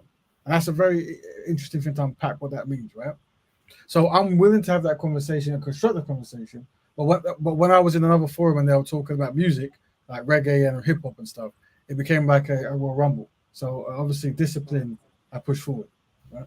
I mean, it goes down to the caliber, but I mean, I think the problem with the black communities is just the standards are so low. The entry levels is low. To be a part of us is low. To be accepted, the entry level is low, and to speak on us, again, the entry level is low. So I think that's what we're facing. But yeah, I'm definitely not a Tariq fan. I don't think. At this point, I think he should just stop. I don't think there's any redeeming him. I don't think there's any like constructive work. I think the best thing he could do is just go somewhere. Like keep your money that you've got and just go somewhere and just don't talk, because I just think he's causing damage. I think he's shown himself as a charlatan. I mean, is there any particular, for the people who don't know, so they could be, is there any particular issue causation that you feel he's done that you can push forward? Like I think this is the issue that I have. I think I think when people come and talk that they're for the community, I think the first thing people needs to do is talk and ask questions. Yeah. I think that people are too willingly putting themselves as the forefront of a leader, and then they're absolutely not even willing to have an open discussion. You can't ask questions. You can't find out anything about them. They're holier than thou. And as soon as you start asking questions or just finding out to find out if they're the real deal, then you're the problem. So I definitely think that we need to be just assessing people who claim to speak on our behalf. And I think if you look at Tariq's history, he started off as selling pimp CDs, literally just low level stuff. He had a book about how to be a player, like such low, like encouraging the worst low level energy behavior, just ratchet behavior. Got some money out of that, jumped on to the like quote unquote pro black tip, did a video, saw that there was some money for that, did he's shot famous for that. Did his whole thing was based on Black unity, highlighting African achievements. Did a whole thing in Haiti, made his money from that. Let's add, of highlighting Black people, and then he just turned around and said, yeah, I'm done with Africans and Caribbeans not too long after the Haitian documentary is done. And it's not even just saying that, it's the constant disrespect of people publicly. It's the low level stuff that we've moved past like years ago that he's introducing. He says stuff that literally you'd expect to come out of a white man's mouth, and he does it publicly for entertainment and encourages other Black people to do it. Yeah, like so his whole thing that he stands for, when you watch a live, he barely talks about it. It's just bringing up examples from something in the media that happens, or who can I bring up to roast for people's entertainment. It's not even like he's stuck on the goals. So I see a parallel between that behavior you're describing and when I used to hang around to speak, not hang around, didn't hang, when I used to go into the lives of a lot of the Speaker Corner guys, where they're doing really good work, like they're stopping gang violence and stuff. But when they were given a microphone, it was just pure insults and comedy, or whatever, how to describe it, right? And what I would say to that is that's always been problematic, but that's always been consistent. I've always seen that behavior. What I would say, from what I'm aware of what he's saying, and take it with bro, they came in that way. Do you know what I mean? They came in doing that. Yeah. Oh yeah, but like with Tariq, he, like before this FBA, he was very militant in his views. He pushed us. He galvanized the people on a certain narrative, and he went the total opposite way. Well, let me jump in. Like he shows that he can demonstrate having restraint, and he even says that the reason why he's so upset is because he tried to go to Africa to buy land, and he wasn't happy with the result. Like he said that the people weren't welcoming him. It should have been easier to buy land. He's got to go through a bunch of bureaucracy. Hold on. So what I'm going to say is this: regardless of whatever he says or doesn't say, I'm never offended, right? And that gives me an advantage when it comes to trying to find solutions. And what I say is this: for the things he's saying, if I can, because you always have to hear both sides, right? I made it very clear with the people I don't promote using name calling, but people do it anyway. But he makes these terms where he says things like tethers and riders and this kind of stuff. I think I don't know if I'm getting right. And every time I've heard him speak, he goes. And he's done the new one is fleeing, isn't it? The new diss. So, so what I'm saying is he has made a distinction between an African and a Caribbean who goes to the Americas to undermine and mistreat Americans, and the ones who he calls riders, right? The ones who come and they're about that life, whatever it might be, right? Now that's why I hear. Now I don't agree with the way any of these. You hear that often, bro? I do. I really do. From like I said, I'm neutral when I hear people speak. Like my heart doesn't. But just highlighting him disrespecting Black people is not emotional. It's just, this is what I'm saying. Entry level is so low. But what I'm saying is, I'm trying to make parallels to a lot of the people I see. I think even though Sankofa might have got different from this, from the stuff I've heard. Now, there's probably bags of stuff out there. The stuff I've heard, I've seen a difference in the people who go onto a show and the questions they ask are loaded, versus people who are generally they're somewhat supportive of a Black unity progression. To be honest, the person he used to use to do a lot of the stuff, I can't remember his name, but was a Nigerian guy. And when all this was going on, he still was respectful to the Nigerian guy and all this kind of stuff like that. And I did notice him make a distinction between the people he say are what he uses tethers and these other terms, right? Now I don't agree with any of this, right? But what I can say is I do try to practice discernment because the same thing was said about Brother Umar when it comes to like, oh, he's taking all this money and he hasn't brought to school. And I'm saying, well, let's unpack that.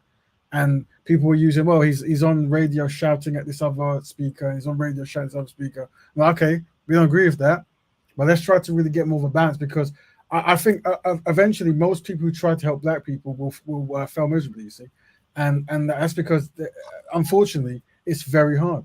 It's actually very hard. And what I know for myself, and this is me being in myself, right? I know how much I work for black people, but whenever I step out in public, I'll have 7 other black people tell me that I'm a scammer. I use black people. I'm doing it for this other reason. I'm married to a white woman, whatever it might be, right? It's all about it. So what I'm saying is, if that's me going through that, I can imagine these other people who, in my opinion, are much more shoot from the hip kind of behavioral patterns. They're gonna get it even worse. But I could be wrong, I right? don't know, bro. I think that the standard needs to be higher. Do you know what I I mean? agree. Like, you might have done a few good things, but going up, nah, bro. I don't. I hear that. This I is hear what I'm that. saying. Like, I think that's like what you're comparing to him is just, it's like, even the Umar. I would take a Umar over Tariq, because yes, Umar might shout or get frustrated with certain people who he thinks, quote unquote, coons. Sorry, bro, I know you don't like that. And he'll scream at them. But like what Sister Sankofa said, he's consistent. He's not going to preach one thing and then tomorrow be with a white woman. Like, he's not going to do it. Like, you can probably bet your money on it. Tariq literally in front of our eyes was like black power, African power, Haiti power, and then called them all bunch of stuff that would make a white man laugh. Like, I don't. I agree. Listen, I can't disagree And with what then you're saying. because he's done a few good things, like, this is what I'm saying about the bar. Like, why Yeah. can't we have someone who can just be consistent? Why Well, can't we have a Malcolm X or a Khalid Mohammed? Like, we've had examples of men who have said something, demonstrated it, and lead it. Like, our standards is so low now it is that, very oh, low, he's yeah. done one good thing for black people. It's like, Let me Sorry. add to that. Is that someone jumping? Let me add to that. I was just gonna say though, I'm not taking. I'm not. I don't want to put Malcolm X or Khalid like there wasn't people and they didn't have their flaws as well. Yeah, and I'm not saying that's the case either. Do you understand? Because we are people living a human experience. So people still Malcolm X was Detroit Red before he was Malcolm X. Do you get what I mean? Coming from Garvey parents, so he had to go through his thing. So you see, in terms of in today's climate, Malcolm X wouldn't have become Malcolm X. Do you get what I'm saying? So I'm saying that I do understand that. My discernment is that I can watch Hidden Colors and get what I need to get from Hidden Colors. I would still recommend Hidden Colors to somebody else if I felt somebody would gain something from it, or definitely, well, I say definitely, but yeah, 1804 if you need a basic outline, even though there were some things that was a bit problematic in there, but for the most part, yeah. So I'm saying that I'm not discounting his work, and like I said, there's a lot of people that said, you know, after I watched that, it opened my eyes. So if we turn back the hands of time, should I say we should do without him? I'm not saying that. Let him still do the work. I'm saying that there has to come a time that as African people, if somebody is showing us, I am here for destruction. I don't care. There's no reasonable conversation that's going to do anything for me. I'm here for destruction. I'm here for violence. I'm an enemy of the state. I'm working for the enemy. That is what my chosen profession is. We have to make a decision at some point. Some people are allowed on the ark, and some people are not.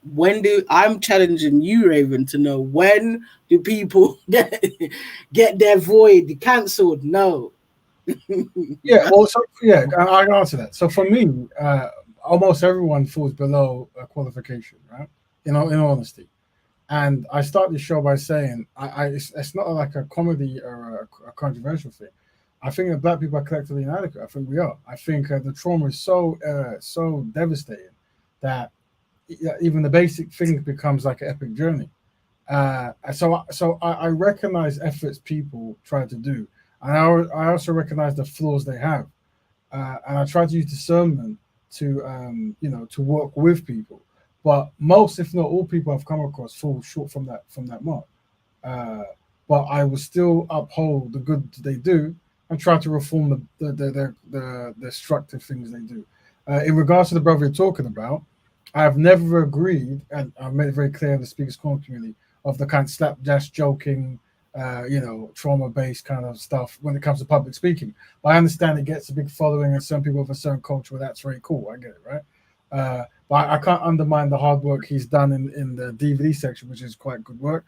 And I disagree with his delivery, but I understand what he's trying to do with his separation, divide mannerisms when it comes to, like, if I heard him say that Jamaicans playing out are not our people, I want nothing to do with them, and whatever, then that for me is okay. That's golden. He said something that's almost like illogical.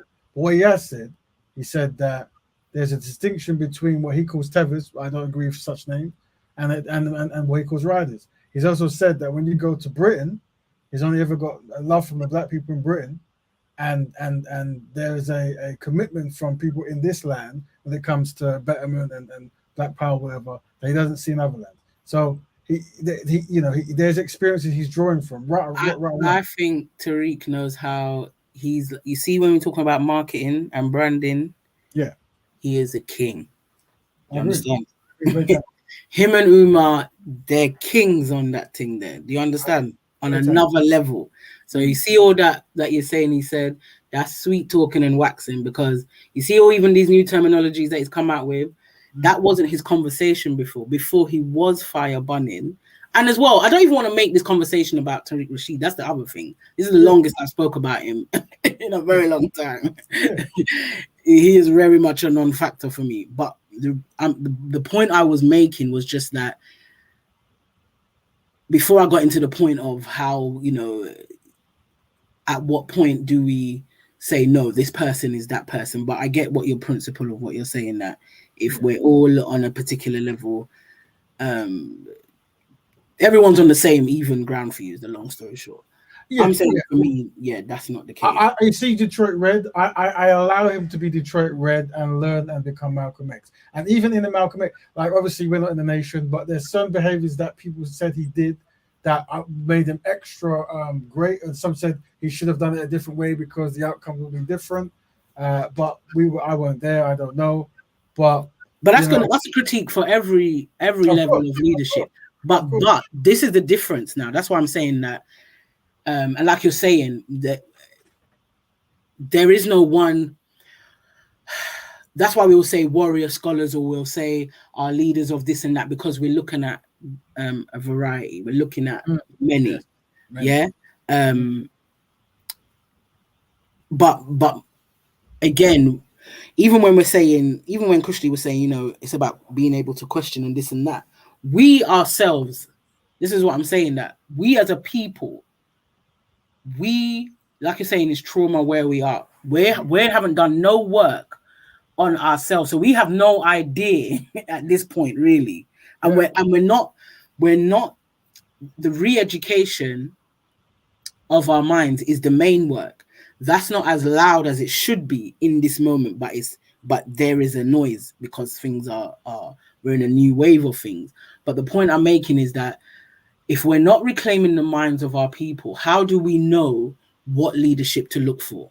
That is right. That is why the different people that we're saying is problematic can be where they are, because we don't know what it is we're looking for, even though we have leadership of the past to see what the work with our visual eyes look like. Do you understand? So even though people might have thought Malcolm X was problematic, we can see the tangible results that he produced. Do you understand?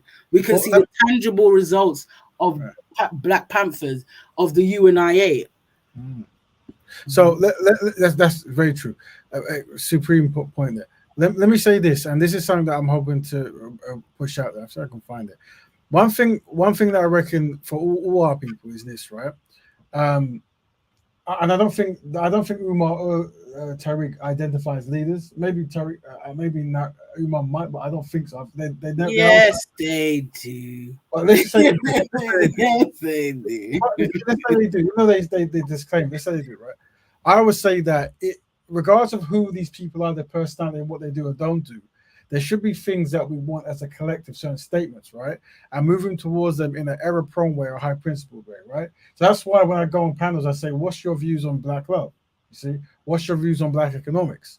So regardless of how they operate, we know that even though they do good things, we know that, okay, he makes good DVDs and he makes good pancakes, but he doesn't care about Black love. So I disagree with that, but I can appreciate the DVDs and the pancakes.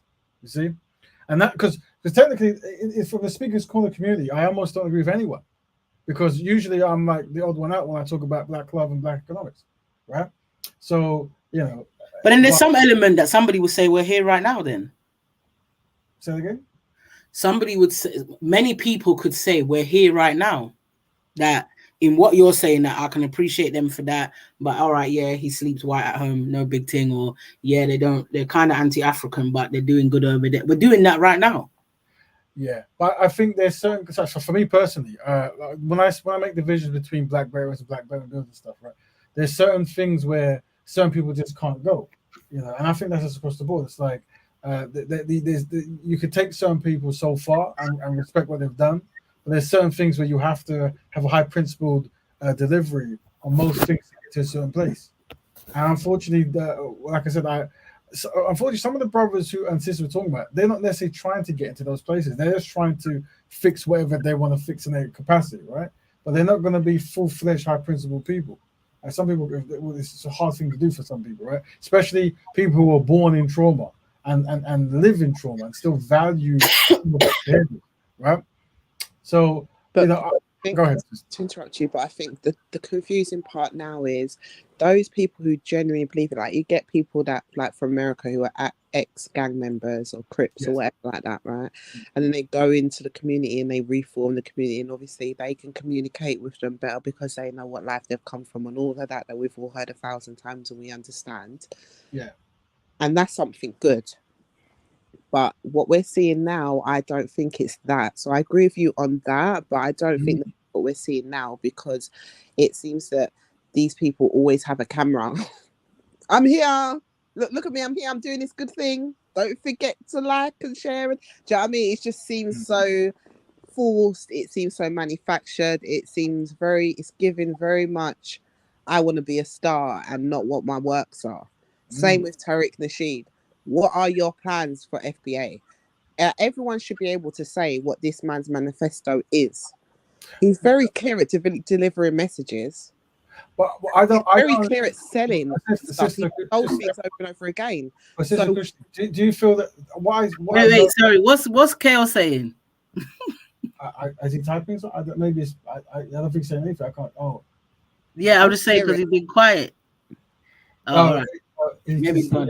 I'm just listening in, sis, because it's very it's very interesting, man. Like in regards to Tariq Nasheed and Dr. Umar Johnson, and I do agree with what Brother Raven does say, though. Everything has to be a political analysis to find out how we can codify things without attacking them personally, but at the same time using certain strategies to show the family that this is how you codify when an unsynchronized African is not sync with what we're doing. Tariq Nasheed, brilliant man.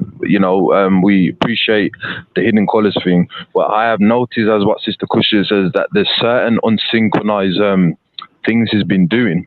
And it just shows you that when it comes to the Pan-Africanism, that it has to be not only on the tongue, but it has to be in your heart as well. It can't just be a thing where, for 5 years, you're for African people, and then as soon as one of the African descendants, whether it be the Caribbean or African American, does something that's not liking to you, then you start attacking them. That's not the full Pan-Africanism. So we already know already the difference between black movement, black nationalism, and Pan-Africanism is completely different. Yeah. Thank you, Brother Kel. And that's what I'm saying. What I'm saying is sometimes because people's achievements, they do quite well, that when something they do that we disagree with, it's like because they're so high up in a certain place, it magnifies more. And I try to not look through those lenses. I try to say that, okay, there's error-prone behavior, and I'm willing to have a conversation about it. But I don't want to have a conversation in a sense where it's a back and forth of anger, where it's like, you're a good man once and now you're an idiot. Or you're a good man, I trusted you once. And I suspect, I could be wrong, that maybe what Empress was saying that was happening on the other channel, that might be going on, that I have to jump and see if I can minimize whatever's happening over there. But oh no, she definitely was on. I know because I know things, so that's the only why. Like I said, if you saw it, I think you'd understand. Do you know what I mean? Yeah. But she was definitely not off code. But it's like, this is what I'm saying. At the same time, it's like, when do you call it out? Like, I feel you're right. It's a double-edged sword with being on code, because it's like you can. You're just meant to just see things and shut up, basically. No, I agree with Sister. You do supposed to. So, for example, in that, whenever we do something wrong, even if it's myself, we should say, you know what, brother, sister, this is very unsynchronized, because doing that will help the African descendant to assess itself or herself or himself, instead of allowing it, because we have a tendency of ignoring things, and then we're in that routine and we're still doing unsynchronization. There's no penalty towards it. So I do agree with you, sister. We do have to say, brother, sister, this is unsynchronized, very unsynchronized times 10, times 20. It's a wrap on synchron. We do have to keep doing that. Yeah. Because I think we only move now when it's like a Bill Cosby thing, when the fan is something really bad. But we saw the signs, like with Tariq Nasheed. Like, if we just keep letting him, are we really going to be surprised when he does something even worse? Very good point. Tariq Nasheed is done with Pan-Africanism first and foremost. He don't need us again. So until he swings, though, until he sees that there's money back in it, and he'll go back into it. That's how bad we are at the moment. And that's another thing as well. What I would say, the other thing I was gonna add is everything that you lot are saying in terms of accountability and highlighting certain things. That's my mantra. And the reason why some of the work that I do is because, even though some people are annoyed by this terminology, but we are not, again, because of the trauma, we're not emotionally mature to manage being confronted and going through the process of conflict resolution, because we are underdeveloped in many ways. So a lot of my work is around relationships and developing ourselves in relationships, whether it's man-woman relationship, parenting and the relationship we have with our children, but ultimately all relationships, sisterhood, family, siblings, whatever, because our culture our ancestors understood the importance of family and community, and the things that have been put in place to develop family and community naturally is conflict resolution and the strategies of how to do it, and our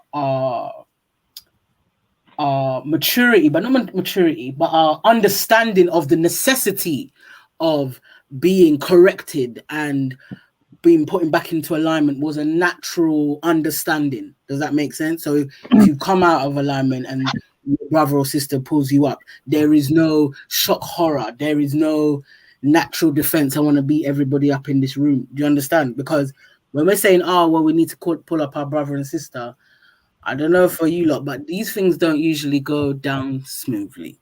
Yeah. There needs to be a lot of work with how we deal with each other, with our interpersonal relationships. They're piss poor. So when it comes to organizing, when it comes to coming together to organize, if you have a poor understanding of the functionality of relationships and your role in it and communicating, you're going to struggle to work together with people. You're going to struggle. If you're a genuine person. So the people who have an agenda and they can be charismatic, we see as, they're really popular. No, they got a different hustle about them. But I'm saying that as a collective, we have to build institutions where we are addressing whatever your work is to do, whatever your purpose is to do. In that purpose, there is a level that we have to integrate how we have conflict resolutions, how we check in, how we maintain and work on our relationships and ourselves. These now have to be built into our institutions, is the point I'm making. But sometimes this is why I always say many times that the Black Betterment podcast is great for political science, because sometimes you have to, and this is going to be very controversial, set traps for our people to see if they're loyal or not. Me, your brother Cal, I always set traps, right? And I know people are going to say this is very manipulative, things like that. But when we're trying to build as a people and stuff, right, we have a history of betraying one another. If you go back historically, and that unsynchronization has been one of our detrimental of our liberation. So how do you find out if a person is real or not? This is why I get where Brother Raven's coming from, is that if you use certain words, languages, certain types of phrases and stuff like that, right, what tends to happen is that the human beings will always go through a pattern. You see what I mean? And that, right? Even if they try and like lie or try and get out of it, that consistent pattern is that they always portray that. So if you set a trap now, right, they will always follow what is in their heart anyway. You see? So then if we can understand that, then we can say, you know what, this person here, as we know, black struggle has become a commodity. The non-Africans use it all the time and stuff, right? Making money off our struggle is dollars, pounds, and euros, you see? So on Unsynchronized Africa, understand, like, wow, because of the black exploitation films, because of the red, black, and green, which Gucci is doing right now. Have you seen in Gucci and that he's using the red, black, and green flag on his products, and then mimicking it like it's the Garvey thing? And if you're unsynchronized, you say to yourself, oh, Marcus Garvey is definitely down with Gucci Gabbana. That ain't the case. So as what Brother Raven says, using certain languages to set the traps is very important, because it could cost us our life, our movement, and let alone generational wealth. And I get where he's coming from. Can I come in there, please? Welcome, brother. Blessings. Greetings to the panel and the listeners. Yeah, I know you're been going for a while. Let me just come on, Brother Kale. You did mention something. I think you said, was it pro-black and Pan-Africanism in the same? That's one. And number two, although I agree with the idea of testing people, so to speak, or setting traps to prove sincerity, is your ideology not in and of itself one which will produce enemies from within? So at the moment, they may be dedicated to the idea, let's say, of Pan-Africanism, but the very nature of that, what it means today, as opposed to Marcus Garvey's time, is that it really isn't narrowed down or homing into something that's more specific. So what I mean by that is this: it's too broader and a label for what you should be wanting to achieve, and therefore, as you go forward in achieving certain goals, it naturally will split into various different groups and sects, which will be enemies of each other. And that's what I'm suggesting to you, Brother Kel. And how would you suggest to deal with that? You have to excuse me for that, bro. The connection was breaking up. Was he referring to you saying something to the difference between Pan-African and a pro-black person? I didn't get the other question. Okay, so the other one is, I agree with you in regards to testing people for their sincerity. So whether setting traps or however you do it. But I'm saying the very nature of Pan-Africanism and that type, or even being an African today, as opposed to Marcus Garvey's time for the diaspora, in and of itself is insincere. It's not specific enough, and so on. And it naturally, I suggest, will produce enmity and seeking to be hiding each other. Example, certain brothers who may be born in England, but both parents are from, let's say, Nigeria or Ghana, and they're pro-black, so to speak. But then they're going to be, as you go into that, it's going to be, well, I'm more African than you, blah, blah, blah, all that kind of thing. So how would you, I'm suggesting that your Pan-African ideology in and of itself is naturally going to produce that kind of divisiveness. Yeah, because for example, in that, right, if you look at the Black Betterment organization and that, what I like about it very well, it's modified to suit the times. And I do agree with you, brother, that, you know, Pan-Africanism, because there's different ways of how you can organize our people. You got Kwame Nkrumah, you got Garvey, you've got Martin Delaney, and that. What we can do is emerge as a amalgamation with those strategy and ideologies, and whatever situation we're in, then we can use that blueprint. But nevertheless, brother, as I said, brother Raven has modified it, so we are in that position to maneuver.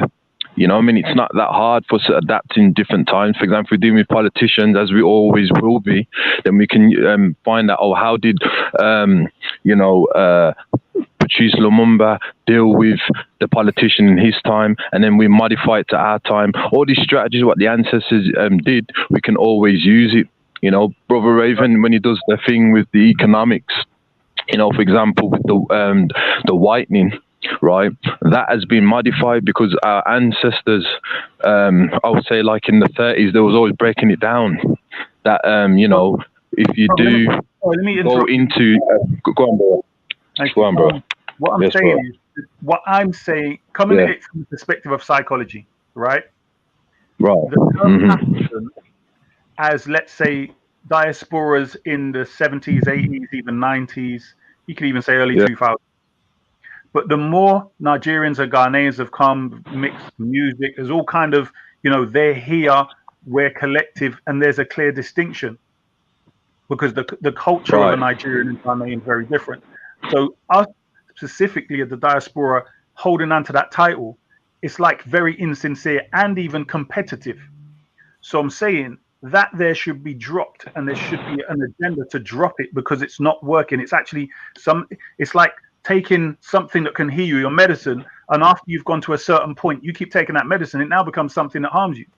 And I'm saying that thing there is very retarding in the growth of our people. Do you understand? So I see Black Betterment as a title, 100%, because that will unify us all. We all can identify with that one thing. But when it comes, and I've heard you argue with brothers on what's his name, on Jedi's channel, with the same kind of thing.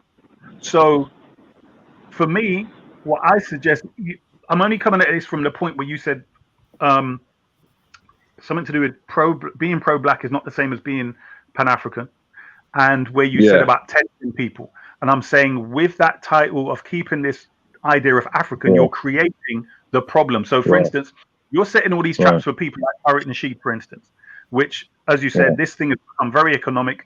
There's a loads of insincerity, these people. I agree. Right. The problem I'm saying is you're getting people dedicated to a lot of the things you're talking about. But as you know, when people get power, they change. And a lot of people, when they get to a certain stage where they see that goal, just in their view, they start to look left and right and think, who else is competing for that? There's all kind for that position. Do you get what I'm saying? So I'm saying, why do you narrow that stuff down right now? I agree with you. Black Betterment, the way this brother's got it, 100%. Yeah. I suggest this emotional attachment to the term and title African, I think, is a very problematic detriment to our people. Here's the thing, brother, right? As what Khalid Abdul Muhammad says, he broke down the definition of black. Black is consciousness, color, culture, and connection to the creation. We use it as a political movement, right? But the issue is, brother, is that there's nothing wrong with us using the both of it, right? But it must have a dopamine strategy of connecting it to the powerhouse, which all non-African people benefit of. Let's be realistic now, brother, right? The Arabs, the Europeans, the Asians, they all benefit from Africa, brother, right? So you need a name that will connect you to make you remember that although we're struggling, but we have to connect it to a powerhouse backed up by resources so we can help our people out. Now, the black thing, brother, the problem with the black thing is that when you start saying that word black, non-African people can also claim that as well, right? And then number two, brother, because we don't like being called African, brother, it can increase our dopamines and make us go and attack Africa as a whole. And this is why we always identify with Africa first. But nevertheless, brother, as long as you're on code, you can use both of them. But I prefer Pan-Africanism first because I understand the value of it based upon its principles. And that's why I quickly just jump in and say, when you were saying that Pan-Africanism Pan-Africanism is not clear. It is clear. It has principles.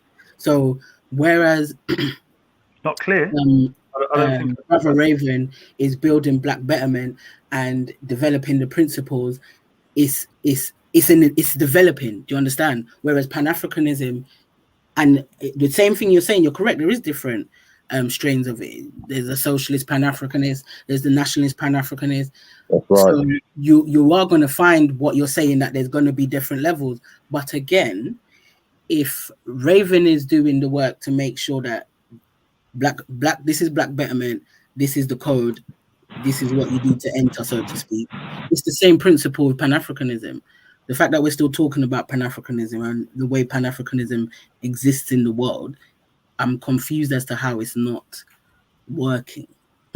But it's not working in a sense of is all the institutions that is necessary up and running and functioning?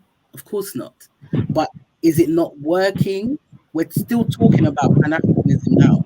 We're still working towards Pan-Africanism ideals today. Anytime somebody on the continent or within the Americas does something progressive, we're linking it to some form of Pan-African thought. So I don't know about the non-working. And that's the problem, where those people on the continent have moved forward from a lot of the fights for independence and what was going on in the time of Marcus Garvey and Malcolm X, and they've got their own vision of what they want to see in their country. And then you're coming with the difference that I'm not seeing it as they've moved forward. Those in government time, now, not saying progress in goodness. I'm talking about as in time, move forward only in time. I'm not saying they've progressed. I'm just saying. Yeah, but what moved? I don't get what that means. Like everyone's moved forward in time. They haven't moved. They haven't moved for the better. Is the point I'm making? I agree with you. In the abandonment of Pan-African ideals, Africa is suffering. Agreed. 100%. But what I'm saying is one of the reasons why is because there hasn't been a rebranding. This title. One of the reasons why is neo-colonialism. Let's start there.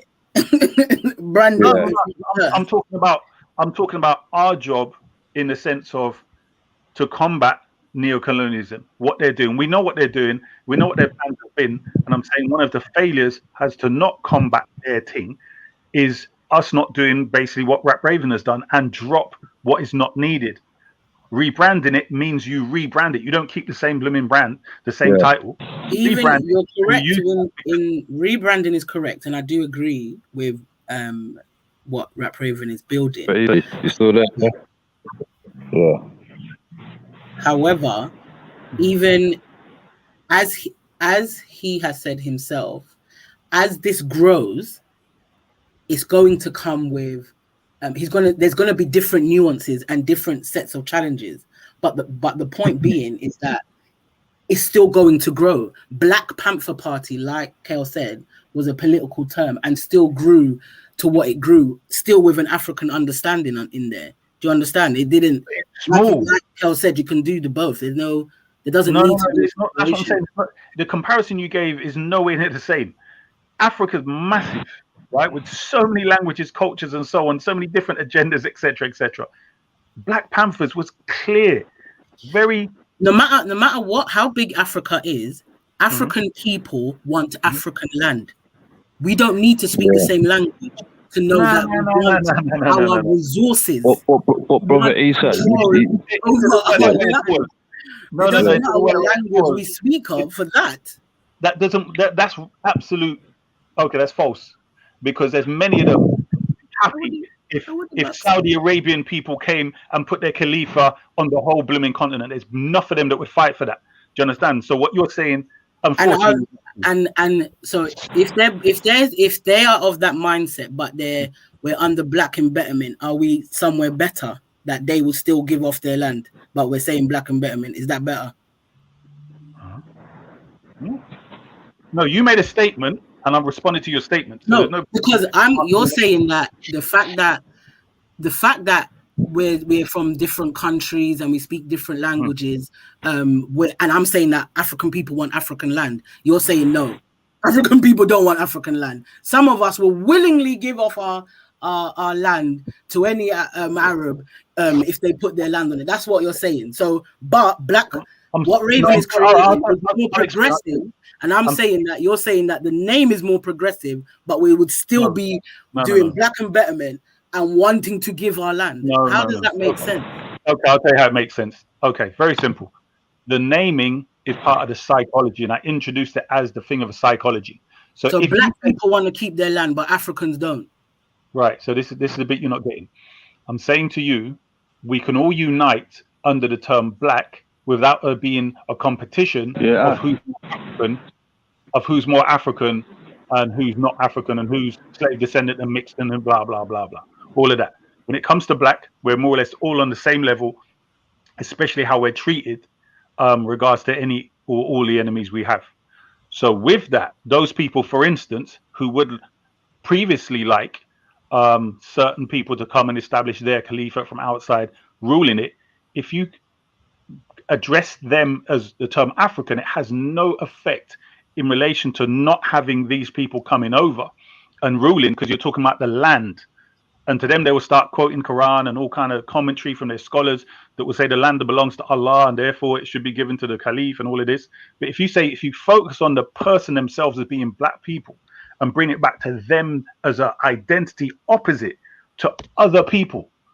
So, for instance, they got people that in Sudan who are, I don't know, you can look at them as half Arab, half black, whatever else, and they see themselves as being rightly there and rightly having the Khalifa there and African. Now, if they say they're not black, which a lot of them do, then good, they're not part of us. But they can rightfully 100% say they're African. And that's the problem with this term. When it's coming with black, this is why you find many Somalis have told Kale and Raven, they said, well, if black comes with the connotations of being enslaved and all of this, then no, I'm not black. And so many of the East Africans come with this type of nonsense. And this is the thing, but at least it cleans up this line between us and them. So in fact, what I'm saying is that, sorry, let me say this bit, sorry. In fact, what I'm saying is what relates to what Kale says about setting that trap or that test. It gets that done quick. Yeah, sorry, sis, go ahead. I was just saying that, and you know I have respect for you, but like this is why I think that we are lacking in progression, because we was just talking about what to look for in a leader, and then we go back to what we're calling ourselves. Well, this is what I'm saying. In the great scheme of things, this is why we are constantly stuck on first base, because there's a million different ways to describe the white man. Yeah, Caucasian, Western man, English man, British, European. There's 1,000 things. None of them sit there and argue about which one we're going to be called. Yes, they did.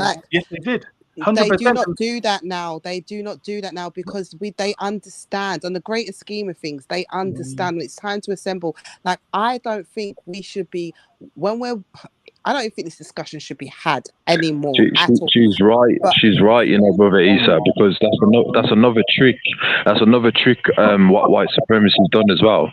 They make us believe, brother, that the non-Africans are just as divided as we are, but they have the ability, even though they're in different groups, to maintain their code of conduct. So we can't use them as an example, because technically, truly, honestly, and consistently, they practice their race first.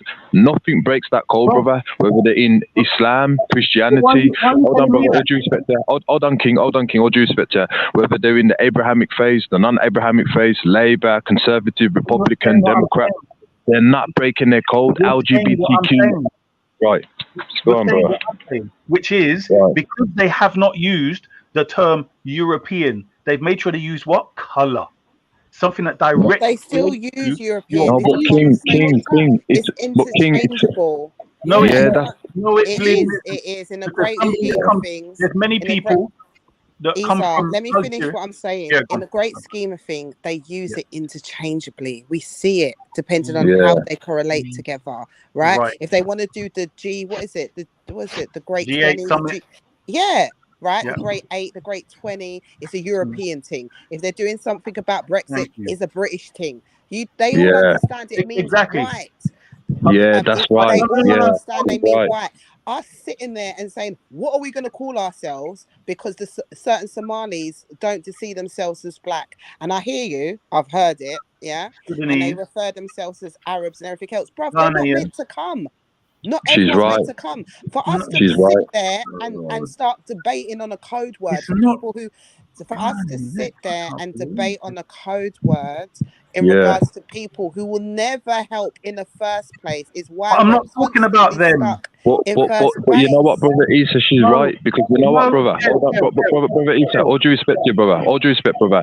They don't want to identify with black, but they I'm not all want talking to. about. Hold on, King, hold on, brother, all due respect to you. They don't want to identify with black, but they all want to identify with the N word. All of them do, brother. The east, the west, the south, the central. Hold on, brother, all due respect to you. Right, all due respect to you, brother, right? Brother Issa, all due respect, brother, right?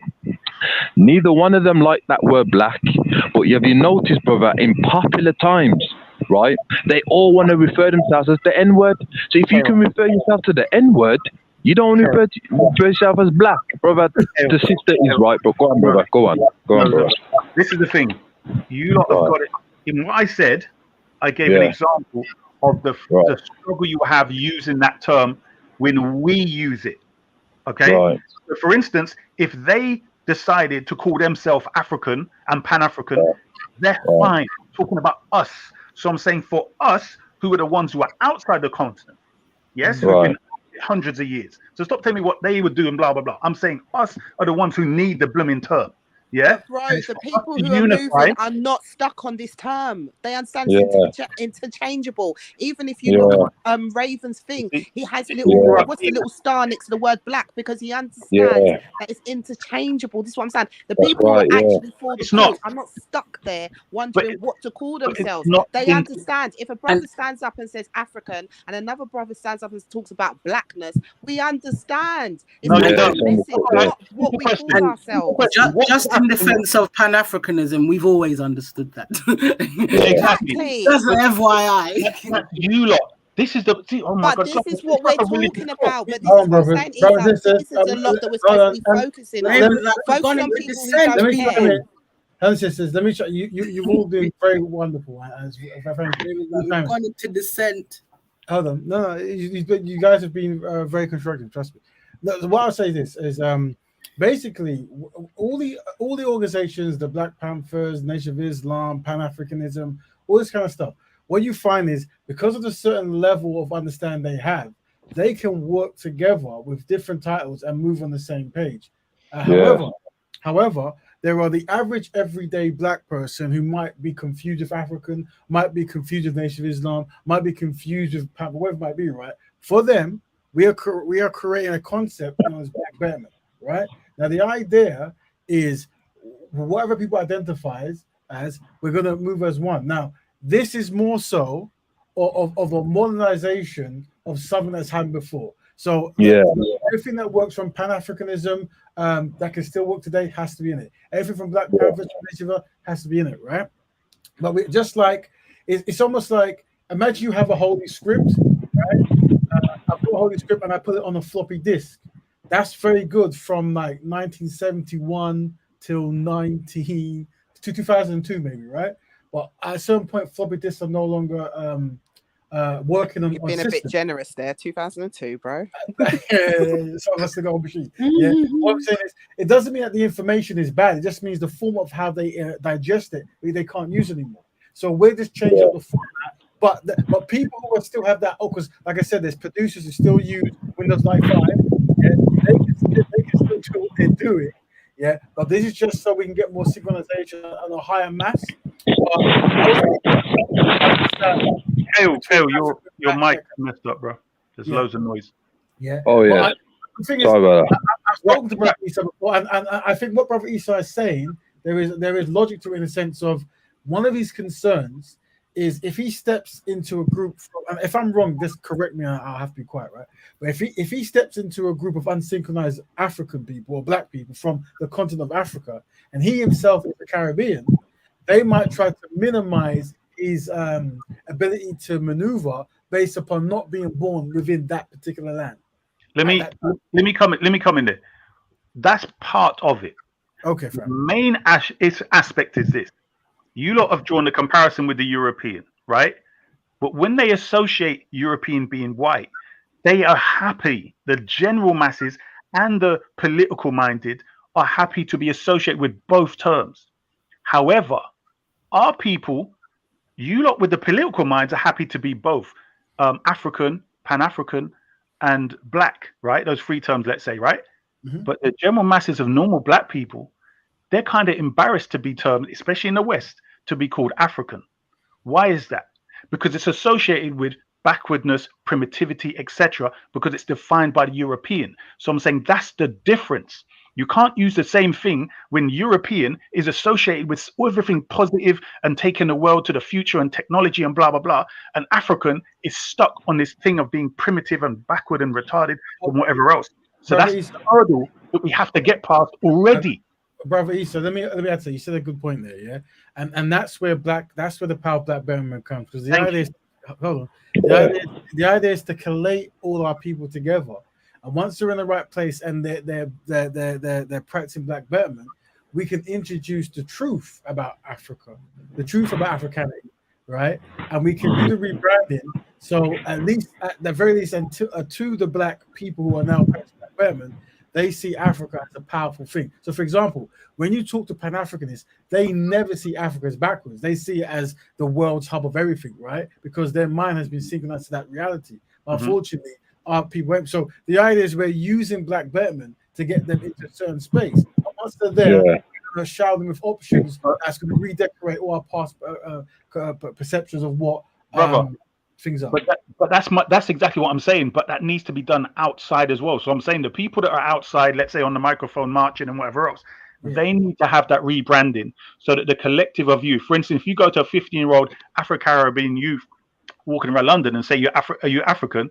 He'll probably tell you no. Unless he's got black friends, or people from the continent friends. And there's a sense of shame associated with it. You get what I'm saying?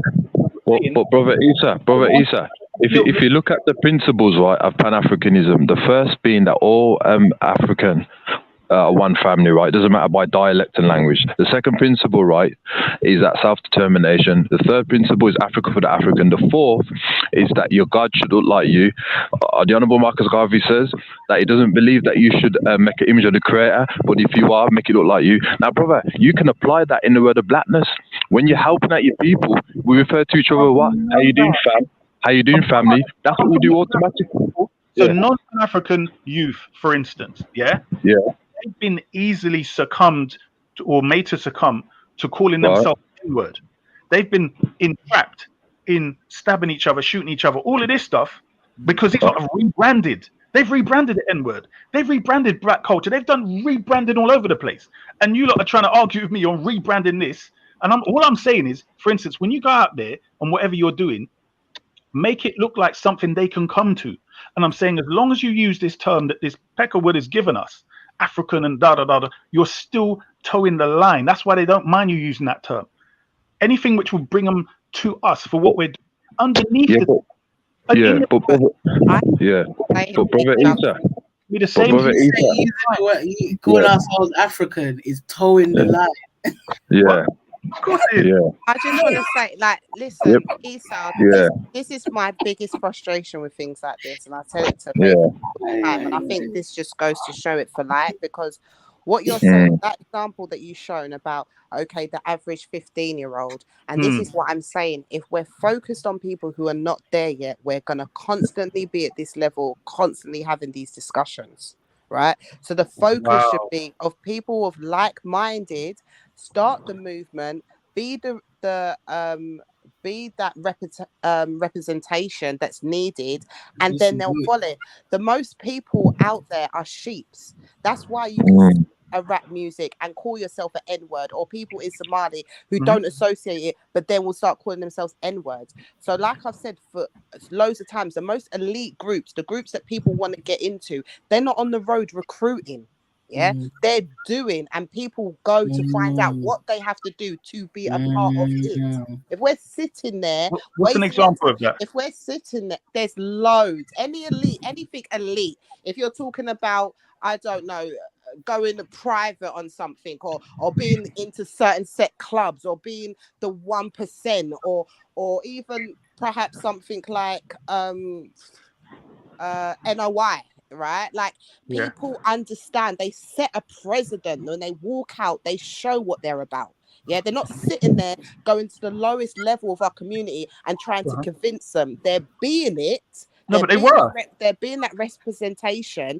They They're were. moving forward instead of concentrating on the lower thing of what is black or is the That's not sky true. blue, That's right? not true. And then they're trying to get the people up there. So us sticking to that level of mentality where we're trying to negotiate to someone on a lower form when we should be building like-minded people already and moving forward is why we're constantly stuck on first base. What they're saying is, The Nation of be that Islam representation, and they will follow it. People are not going to follow through words. They want to see it.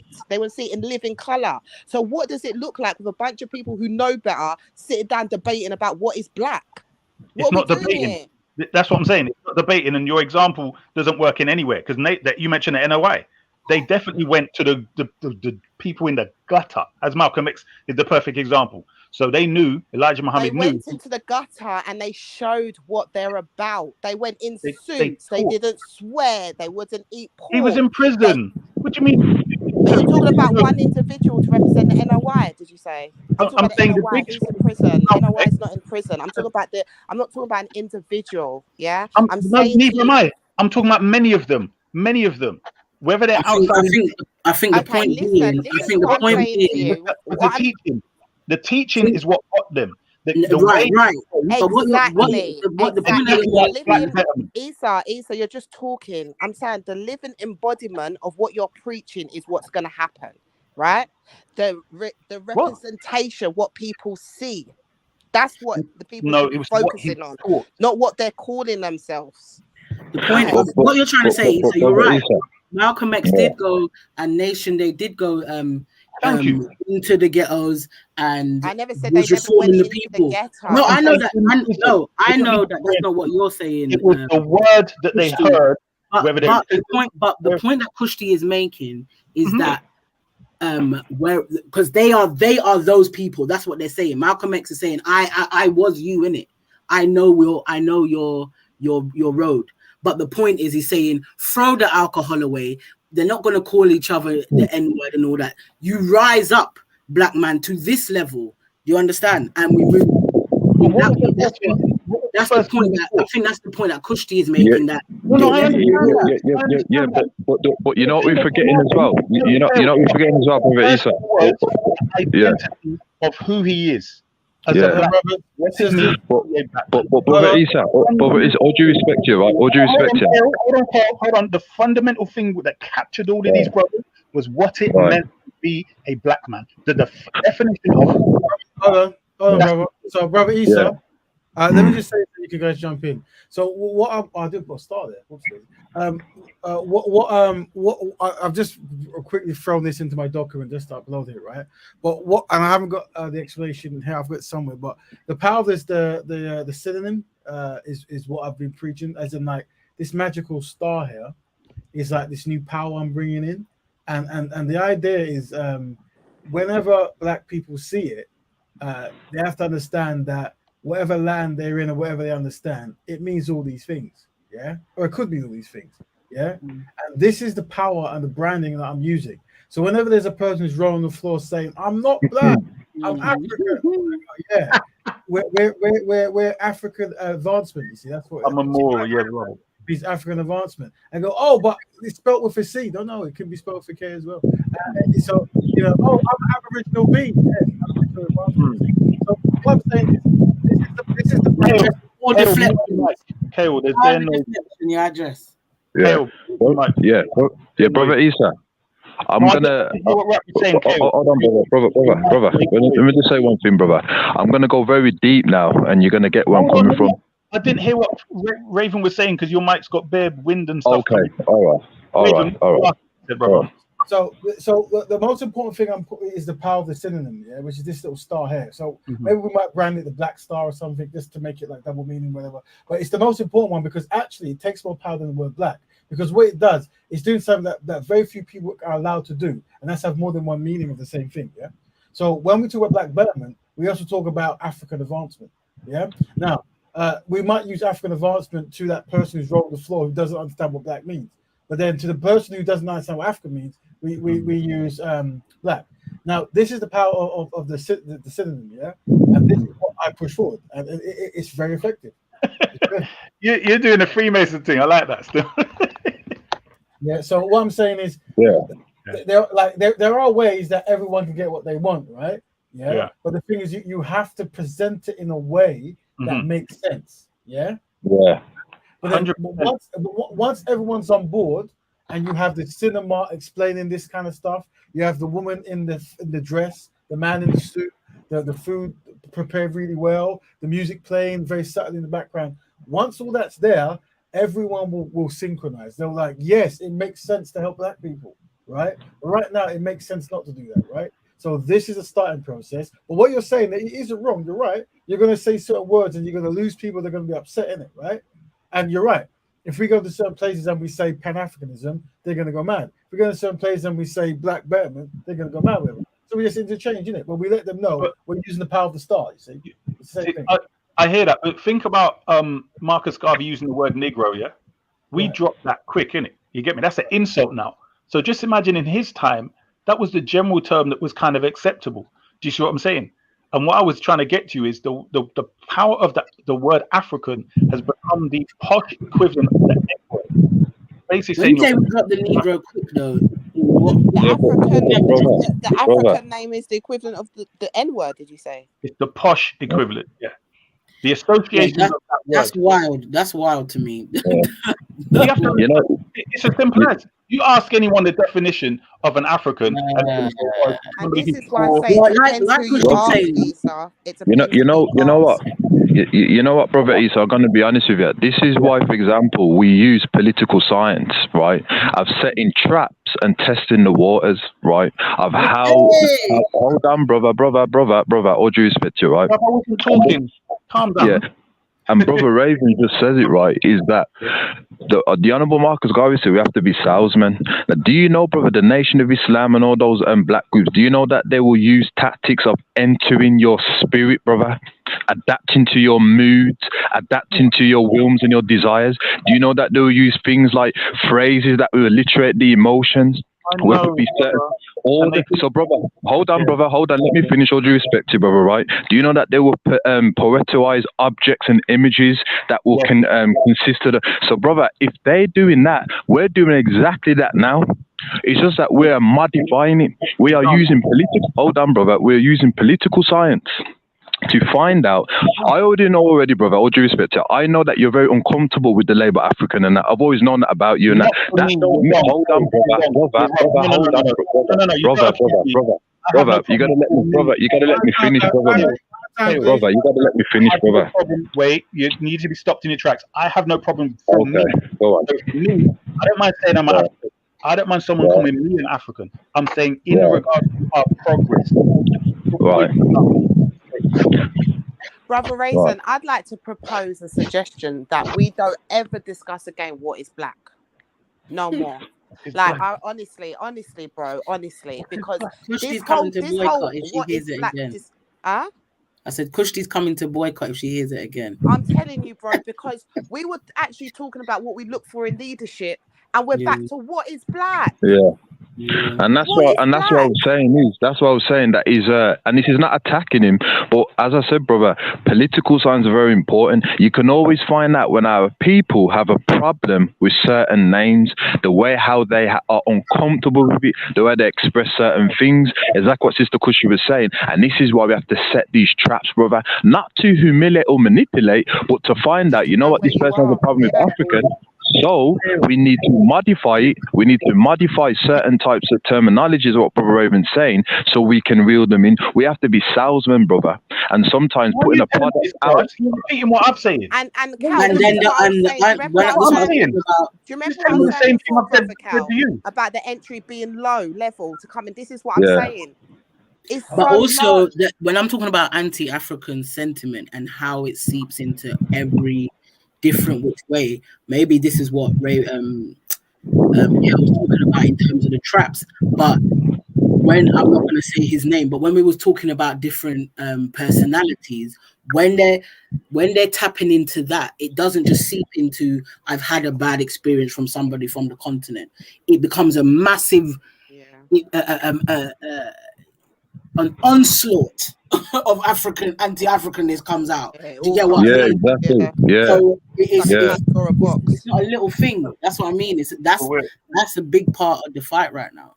And we have to set those traps, because our life could be in danger. Sorry, brother. Is if we don't set these political traps and analysis, it could cost our life, even though It already is. That's why we're not You progressing. understand?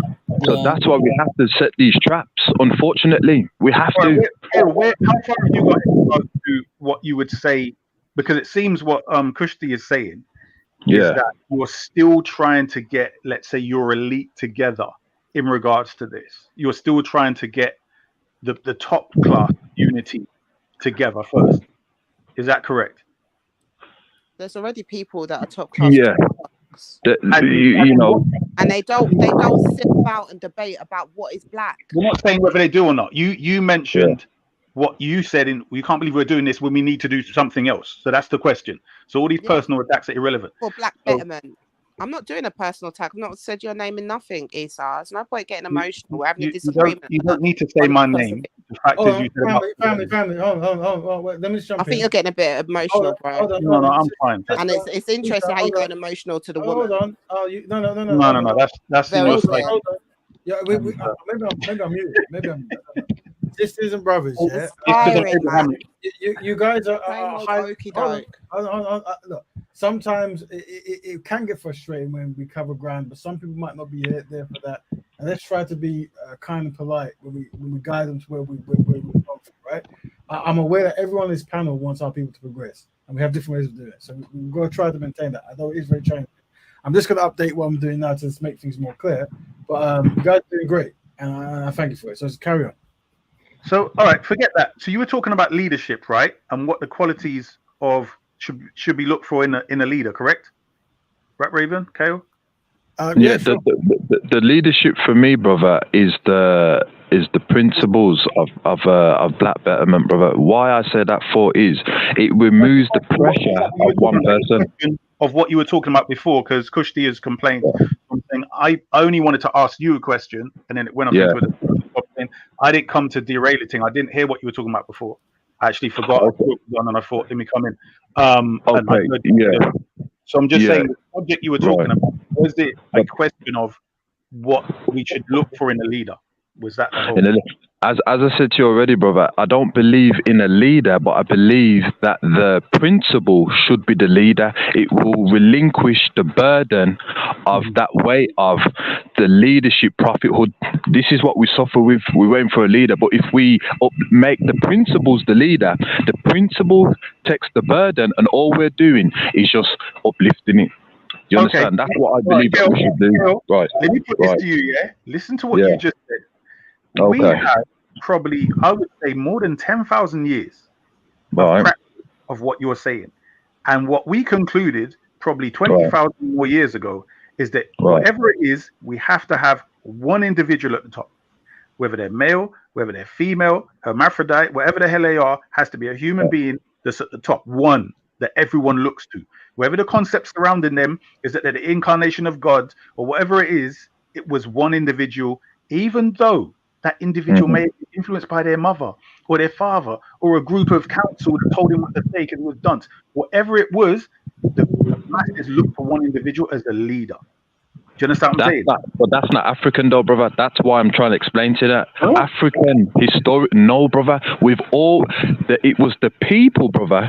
The people that would elect, right, a principle, and all a representation would do, brother, is just dish out what the people are saying. There was no such thing as the one person leader. That's not even African culture at all. If you read the scripture, hold on, brother, all due respect here. If you read the book of The Destruction of the Black Civilization by William Chancellor, it will break down how we viewed leadership, brother, and it was collectivism. That was the leadership, brother. One second, brother. Right. I mean, I've dealt with that book a long time ago. Writing since then, and brothers have learned to read the hieroglyphs, and there's bare information come out since then. Right. I suggest to you that you maybe need to study more, because it's very clear what we found in Nubia, everywhere else. This God King concept, Pharaoh, etc., right, has been there for time, and the concept of one leader that everyone looks to, the father of the nation, as they call it, has been there for thousands of years. And Brother Isa, let me add to that. This just makes sense. There's no doubt that what you're saying can work or does work. Well, I think what Brother Kay is saying is that leader will be following the script. And the reason why that's important, hold on, the reason why that's important, brother, is just say, unfortunately, the leader gets ill or decides to do something that's brand new because of an illness, right?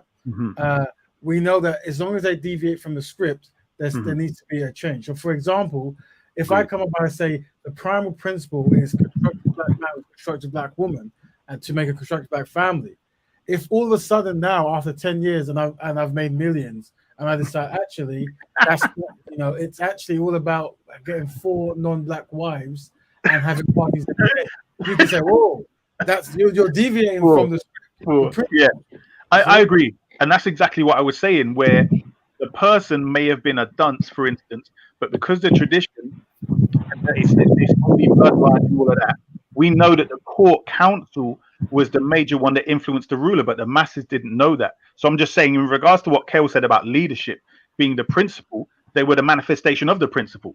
No, brother, because in African democracy, brother, it weren't that. That's what I said to you, brother. If you study that book, no disrespect to you, brother, it breaks it down. African democracy was collective principles, not one leader. That's not from Africa, brother. That's all I'm saying. Go on, brother. Go on. Just explain to me the Pharaoh concept in Kemet. Explain that. Brother. What I'm saying to you, brother, is a Pharaoh concept African democracy, brother, or was just one leader? It definitely an African democracy. But brother, the African democracy, brother, was collectivism. That's all I'm trying to explain to you. Collectivism, brother. There was no such thing as waiting for one leader, brother. That's all I'm saying. Compared to the European, brother, hold on, brother.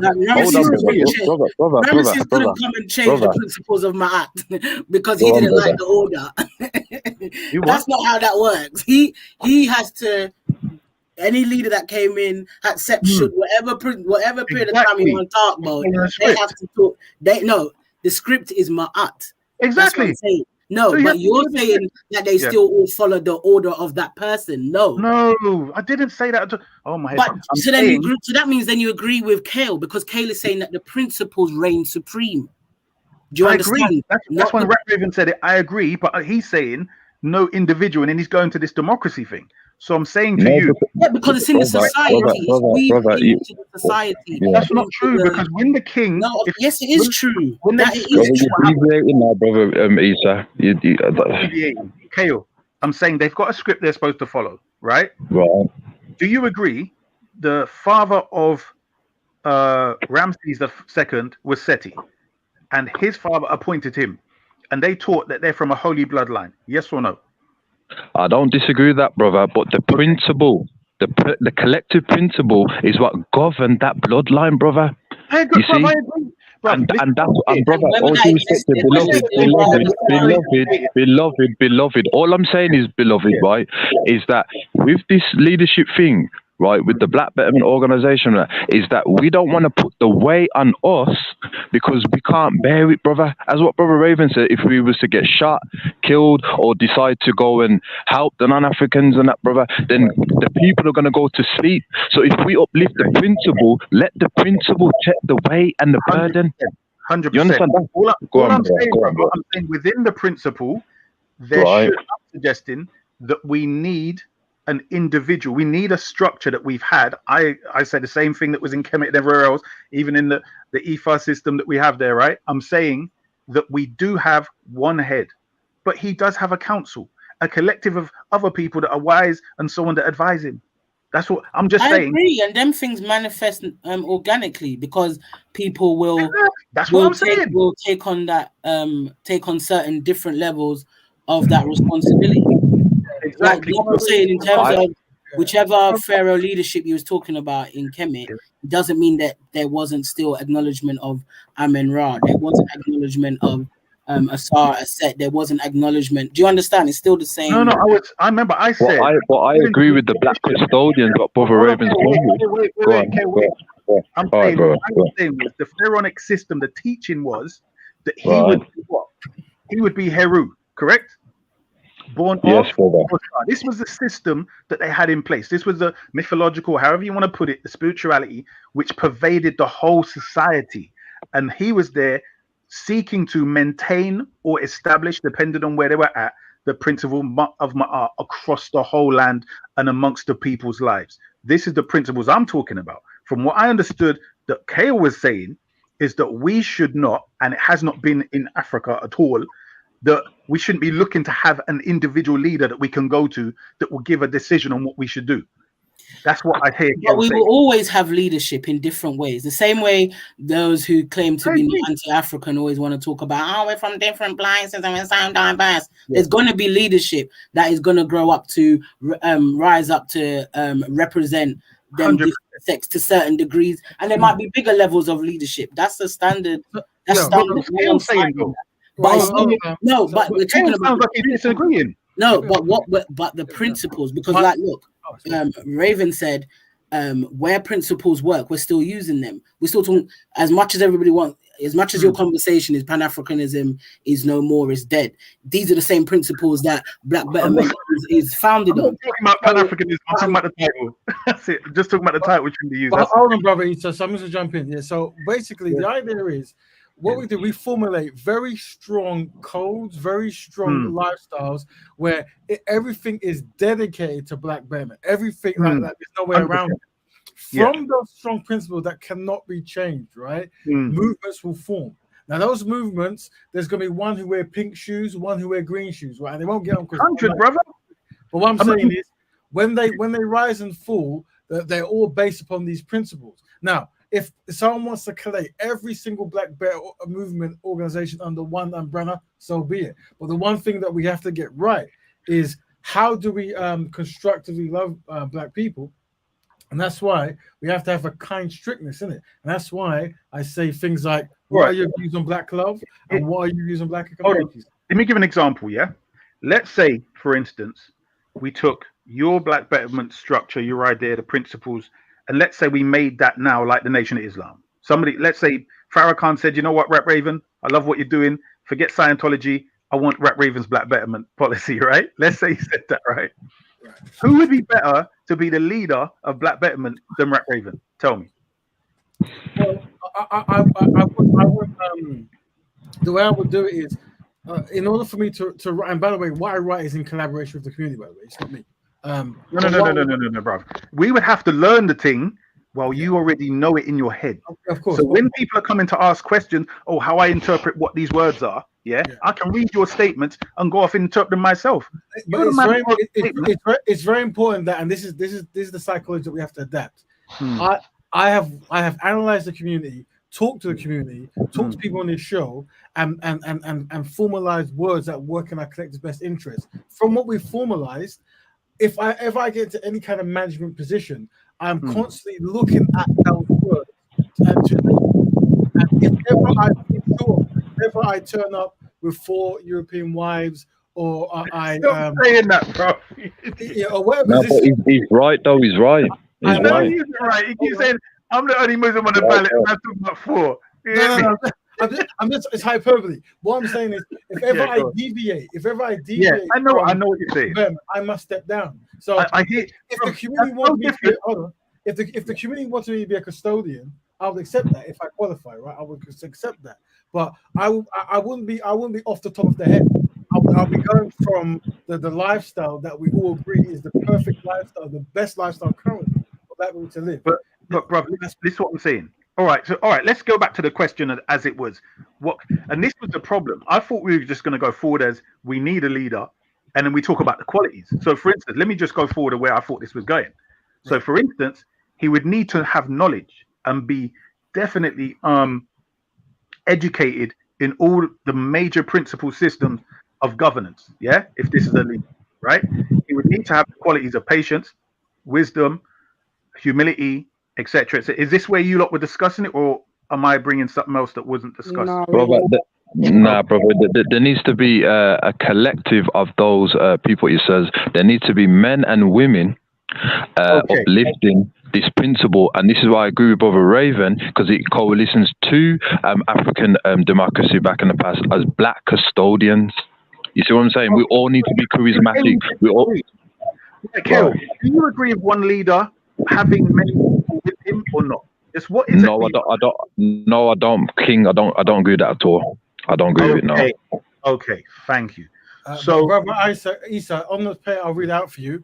So, a black betterment is a lifestyle, meaning the way which a person lives. Black people helping black people on black issues whenever it's constructively possible. So, if you live that way in all things, you're a black betterer, right? You're practicing black betterment. Now, a black custodian is a designation, the action of choosing someone to hold an office or post. A black person chosen by black betterers, very important, to publicly represent the collective best interests of black people. So that's what you're kind of saying, like. But then what I'm saying is, it might not just be one person. It might be a collection of people in different areas of specialties that are dedicated to represent black people in these areas in all things. But they have to be chosen not by black people, no sir, but by black betterers, the black belts of black people. You see. So no, but I mean, it's bro. This isn't, obviously, this isn't a new system. Yeah. So many systems work like this. But my only problem was Kale saying that you don't have, let's say, a representation. They don't even have to be, let's say, the actual leader, but a figurehead, so to speak. And he's saying no to that. So I'm kind of trying to work out what's the deal here, like, because as you know, people do change when they get into power, positions of power. So how is that going to work? And this is why, brother. And this is why, brother. If there's principles, right, then the custodians, if they are having a mood swing or not up to today, and their judgment is off key, then what the custodians do is, okay, this is not in line with black betterment. You see what I'm saying, brother? You see. So that's what I'm saying is, brother, because there's a history, brother, of us, no disrespect, brother, of us having the prophet syndrome. We're waiting for a prophet, a messenger to come. And then when that prophet messenger come, the non-Africans say to themselves, this one has all the power. The people, them, do whatever he or she says, let's kill him. And when that person's dead, guess what black people do? They go back to sleep and act like nothing ever happened. So we don't want that to happen ever again. Because if one of us gets taken out, then there's loads of custodians. You see, brother, you see the unpredictability. So the non-Africans are going to be doing this. If we take that person out, there's 100 of them more. You see what I'm saying, brother? We have to always confuse them, King. We have to confuse. Go on, King. You know what?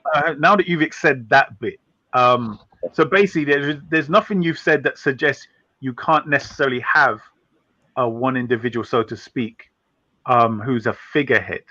But basically, what I think you're saying is, if we've got hundreds of people that can replace him at any time because they have the same dedication, principles, knowledge, or at least the knowledge necessary to do that role, I think that. Yeah, no, I get you, because I'm thinking even the figurehead, King, even the figurehead, it must be an African woman and an African, because the African masculine and the female, brother, is too powerful, brother. You understand? So even that figurehead, brother, there must be an African woman there, or if you want to call it a black woman there.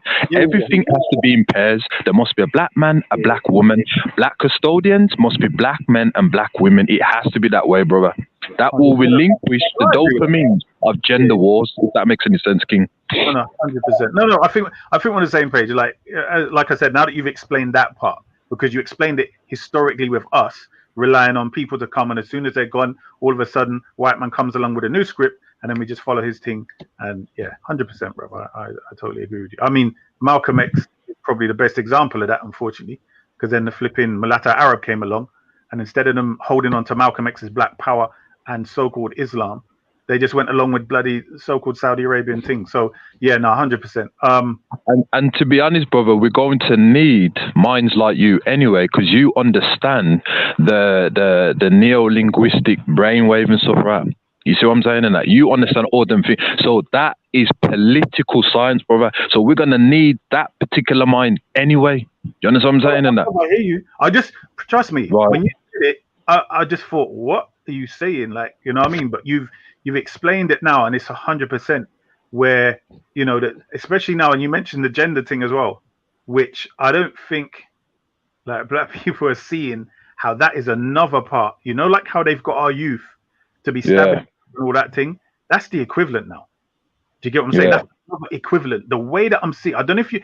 I sent Rap Raven a YouTube link maybe about a year ago. I think she's called the Duchess something, right? Black American. Right. And she had people call it. I mean, they generally call black men monkeys, right? These are black women, and they don't want. Right.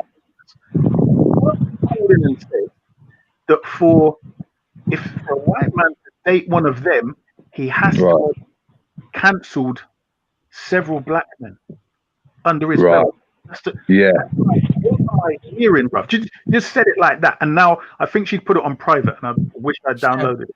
Do you get what I'm saying? So this type of thing, just imagine black men going missing in America, thinking they were going to date a black woman.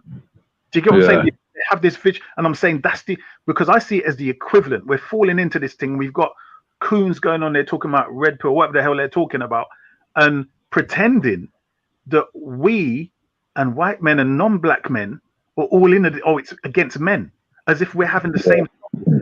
And white women and black women, you know, it's the women versus. No. Your thing's separate. Your whatever non-black gender issues you've got, your cause is different and your solutions are different. Yes, exactly. And our solutions are different. Do you get what I'm saying? So any time the so-called red pill or whatever it is are talking, you know what I mean? It's always anti-black.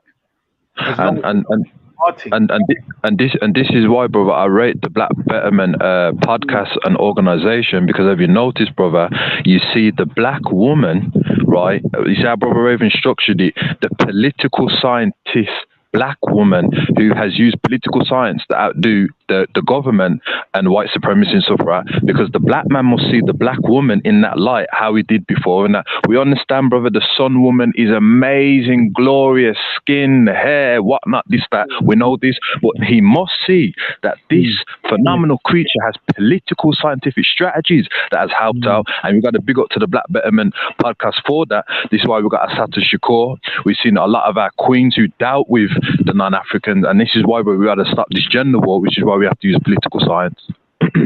I agree with you 100%, brother. I don't know if you heard of a brother called Q Butter in America, and he's had a show with Cynthia G, who the problem with her is she was talking about how she was Pan-African and pro-black and blah, blah, blah, and she's turned like, you know, anti-black man. Yeah, unfortunately, To deal with I'm saying the situation, you know, it's come, maybe it's been there before and I didn't notice it, but it's come so fast, like from what I can see, and so detrimental, like, wow, like the amount of women joining this thing and the viciousness of which they talk. And when I think of it, like the same way how I used to despise or more confused when a black man used to say to me, bruv, I don't find black women attractive. And I'd be like, what? I didn't get it. I just thought he was damaged. You know, it was the, you know, unfortunate coonery, you know, it's all the imagery he has on TV. I just thought you can't, you know, they're lost. Do you get what I'm saying? It was, how can that be? If you say you fancy any woman and you like legs or bust or something else, I understand that. You know what I mean? If you like big chest, whatever. Yeah. But once you say, and you're a black, I'm talking about dark skin man. Do you get me? Yeah, And it's not, and he doesn't mention, like the other guy when we were talking, he mentioned attitude, right? Yeah. This guy, he's saying you don't find them physically attractive. So I'm saying, bruv, your brain, your wiring has been messed up. Do you get what I'm saying? Because you can, but you know, it hurt me, and every time I see a black woman, blah blah blah. You know, because everyone's got their choice. So when you think of who you are, right, you think, well, how many women am I going to attract in my life? You know, who might, and then you can narrow it down to say, well, that guy was saying he's what, 5'8" or something. So you know, he was saying, well, he's limited in the amount of women he can attract. So but do you know what, King? When they say that the African woman's attitude, unfortunately, politically, that's inclines in the dark skinned woman. You see how deep it is, brother. When you say attitude, it inclines towards the dark skinned woman. That's what they're referring to when you say attitude, the black woman's got too much attitude, is referring to the dark-skinned woman, because in our community, brother. And by the way, brother, it's not just the African woman who has that. We have it inside of us. I myself, brother, even though I was raised on Pan-African, etc., that unsynchronized of I want to seek out other women is inside all of us, brother. This is why we use tangible proof to extinguish this unsynchronized mindset. But when we are saying attitude, we're referring to the dark-skinned woman, brother. And that's what I'm saying is we have to be careful with these codified words that we use, because we always believe, brother, that the light-skinned blacks and that, they're just timid. They're not that aggressive, you see? Right, yeah. And you know the reality. So when you're saying that, you're referring to the dark-skinned woman and that. For me, I'm fully aware of, even when I was growing up, how sister that had the two big plaits on her head. Let's say when in my teens, right? This thing has made me really reflect on my own history. So for me, let's say, for instance, I've always felt, bruv, I'm thinking going back to nursery, bruv. I've always had women. Do you see what I'm saying? Like, this is I've never really thought about the short guy who hasn't been able to get women and what they think and blah blah blah blah. And I've had to think about all of this stuff. And obviously I've had to think about our sisters. And I'm like, bruh, you know what I mean? At the time I was like, the reason why, let's say when I was in the teen years, where I would be approaching black women, I remember, and I was thinking it from the general black guy's perspective, is because if you're not, it was kind of like you had a big responsibility. What's your intention? Do you see what I mean? You had, and it's kind of like I didn't know who the hell I was. I was still searching. I'll be honest, 2000 was the day of judgment anyway. Them time, like, you know what I mean? There was all kind of problems. But I'm just saying, for let's say black men that didn't have rastas in the house, didn't have Jehovah's Witness debates and all this other stuff that was going on around me. I'm saying, man, it's like, boy, black woman's out the picture for them, because they weren't ready to give you nothing sexually unless you were showing some commitment. Do you get me? So, but then white girl now, bruv, she's the one chasing you down. She's ready to give you everything you want, buy you a car, sovereign rings and all of that. So this is where a lot of that comes from. And obviously it was us who, let's say, marginalized our women, right? And then produced that kind of anger and resentment, because why are you going for these women, blah blah, do you know what I mean? What about us, kind of thing? And they change. And this gets me, but no offense, but the black American, it's like, why did your women start to have hair like that again? Was it because you used to mock them? Do you get what I'm saying? Black men mocking their women change their look so that they become more attractive for what you want, and then you mock them again. I think our black American brothers are really damaged. Brother Isa, I'm just dropping some very interesting perspective. And the reason, because there's certain things that we might have to cover next week, in the sense of, I think we're hitting on the concept of empathy and discernment, because well, you were talking about some women who were once pro-black and now they're very anti-black men. And I think what we were saying is having like an intellectual dominance, or we actually, rather than being offended by what they're spewing, try to understand the feeling, where it comes from, and have healing from that. And I tried to also express that today in regards to, say, the African American and how they might interact with unsynchronized Africans and unsynchronized Caribbeans, right? And that's why I might approach certain things from an empathy standpoint from there and try to actually find a common ground. But definitely from the black woman's standpoint, that's what we want to do. And because this show, we've only got a limited time to show, because it comes on. I think I've only got like 8 hours or a month, and then it just says you can't have any more. Well, something like that. So I'm going to have to wrap up soon, but I want everyone to join again next week, and maybe we can talk about these topics of empathy, understanding, and not necessarily not overreacting, but I'm trying to think of a word to put, like try to understand the pain that someone expresses. Like when we talk about these black women and their dedication to wanting to see black men suffer, even though that's very destructive, let's understand, were they always that way? If they wasn't always that way, what have they seen and not seen that has made them that way? Experience. Experience. I mean? Just, I don't know did you see this thing that came out with this cop that has been arrested? I don't know if he's got sentenced or what, but he was arrested for continuously over a 20-odd year period of the R word. I don't know if you know if it messes up the algorithm on your thing. Yeah, But doing that. black Yeah, women and so on, right? Specifically in the black community. And I've always said, if they're willing to shoot black men on camera, right, that would mean what they're willing to do to our women. So I'm thinking a lot of these sisters out there doing the thing, going crazy. It's your black man didn't protect you. Yeah. And I believe this is what's behind a lot because there's another sister. I think her name's Afua or something like that. Yeah, I know. Yeah. Right. So I think she also. I was watching her thing. She had a march the other day. Yes. And again, my head is. I've always had this kind of empathy thing. Maybe I was a bit brainwashed when I was younger that women are pure until men mess them up and all this kind of thing. But I'm saying, I do believe behind a lot of women's behavior and stuff is some form of abuse. Yeah, By men somewhere along the line. Do you see what I'm saying? So therefore, it's men. And this is where the problem might come in, where you will disagree. I'm saying where men are supposed to be, at least the leaders in regards to establishing the community. As in, rather than me arguing back and forth with Cynthia G, yes. I actually, because she actually said she supports Q Butter because he's got a black school, etc. Right? Yeah. But in general, she's saying she calls other men dusty and blah blah blah. She advises black women not to date dusty black men. Yeah. But I'm saying we have to ignore what they're saying, as in don't respond negatively to what they're saying. Say, sister, queen, I understand where you're coming from. We have to fix up. And we focus on our black men. Just to be clear, are you saying that in reference to Sister Fua as well? That I was confused as to why. Oh no, I was saying as an example. So I was talking about the American black women in specific because they're the only ones that I know literally come out and tell black women they've got channels, many channels saying. There's UK ones as well, brother. I've got that. They won't talk to me back, but they are UK versions. Yeah. Is it? Okay. Yeah, I follow them, but they won't follow back and they don't get back to my messages because obviously I'm black and that's the. No, YouTube. Have they got YouTube channels? Though? Yeah, they got YouTube channels and they use the same terminology but they talk about the British perspective. Oh gosh. Okay. Well, I didn't. Okay. So when I was talking about Afua, I'm saying I've watched a few of her interviews. I think it was Back Nation type thing. Do you know what I mean? Because obviously I like to keep up to date on what's happening in our community, and I'm like, right, we need to know what's happened to our sisters.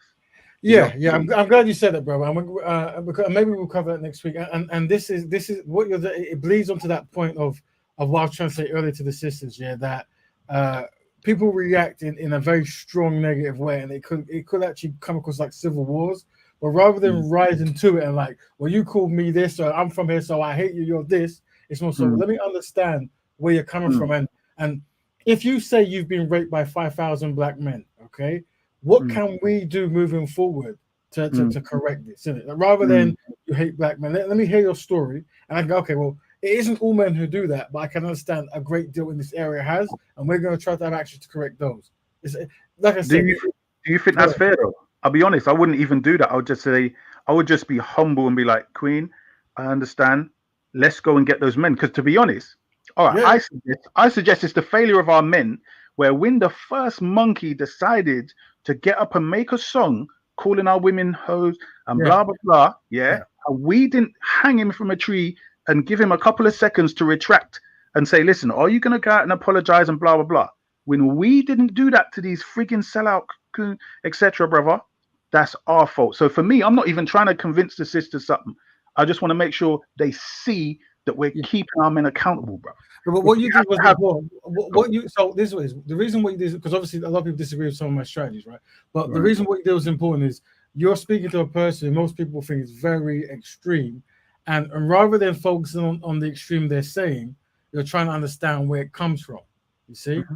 And many unfortunately men, we have to teach them how to control their emotions, right? Because when they hear that, the first thing they'll do is they'll start talking about physical things about the woman as insult, right? And then they'll perpetuate the reasons why these things exist. And maybe we'll do a show about it next week. But yeah, I don't know. It's a very deep thing. It is very challenging, but I say let's use it universally. Whenever someone is saying something that is seemingly unsynchronized, if we sense serious trauma, let's try to have understanding if we can. But remember, I only challenge the person who is most in control of that situation to do that. I have no expectation of someone who themselves are extremely traumatized by that situation. So that's why I tried to give examples earlier that my heart doesn't explode when I hear certain things. So I would take the higher ground and go, let me hear where you're coming from. Mm-hmm. You see, it is what it is. I totally hear you, bro. Yeah, but I just think in regards to that, we need to focus on ourselves and the men, and we need to take men. You know what I mean? It was us that enforced the law, right? So if a man did a certain thing to, let's say, a woman, blah blah blah, you know what I mean? We'd string up, do what we had to do. So This is Sister Afro. Like, Sister Afro is very. I know a person. She's very passionate, very straightforward, and she's very pro hearing women who's been oppressed. And for being around her, I fully have support and support the action she does behind the scenes and in front of the scenes. And like I said, whether there's people who disagree with her methods, the area of interest I am is there are women and children who are being abused by men, and men who, because of who they were, where they are, have got away with it. Yeah.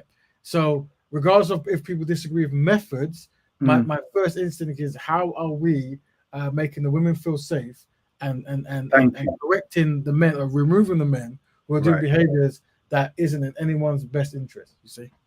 Well, see, this is for me when the sister was talking about they need to see something out there. I'll be honest, this would be something.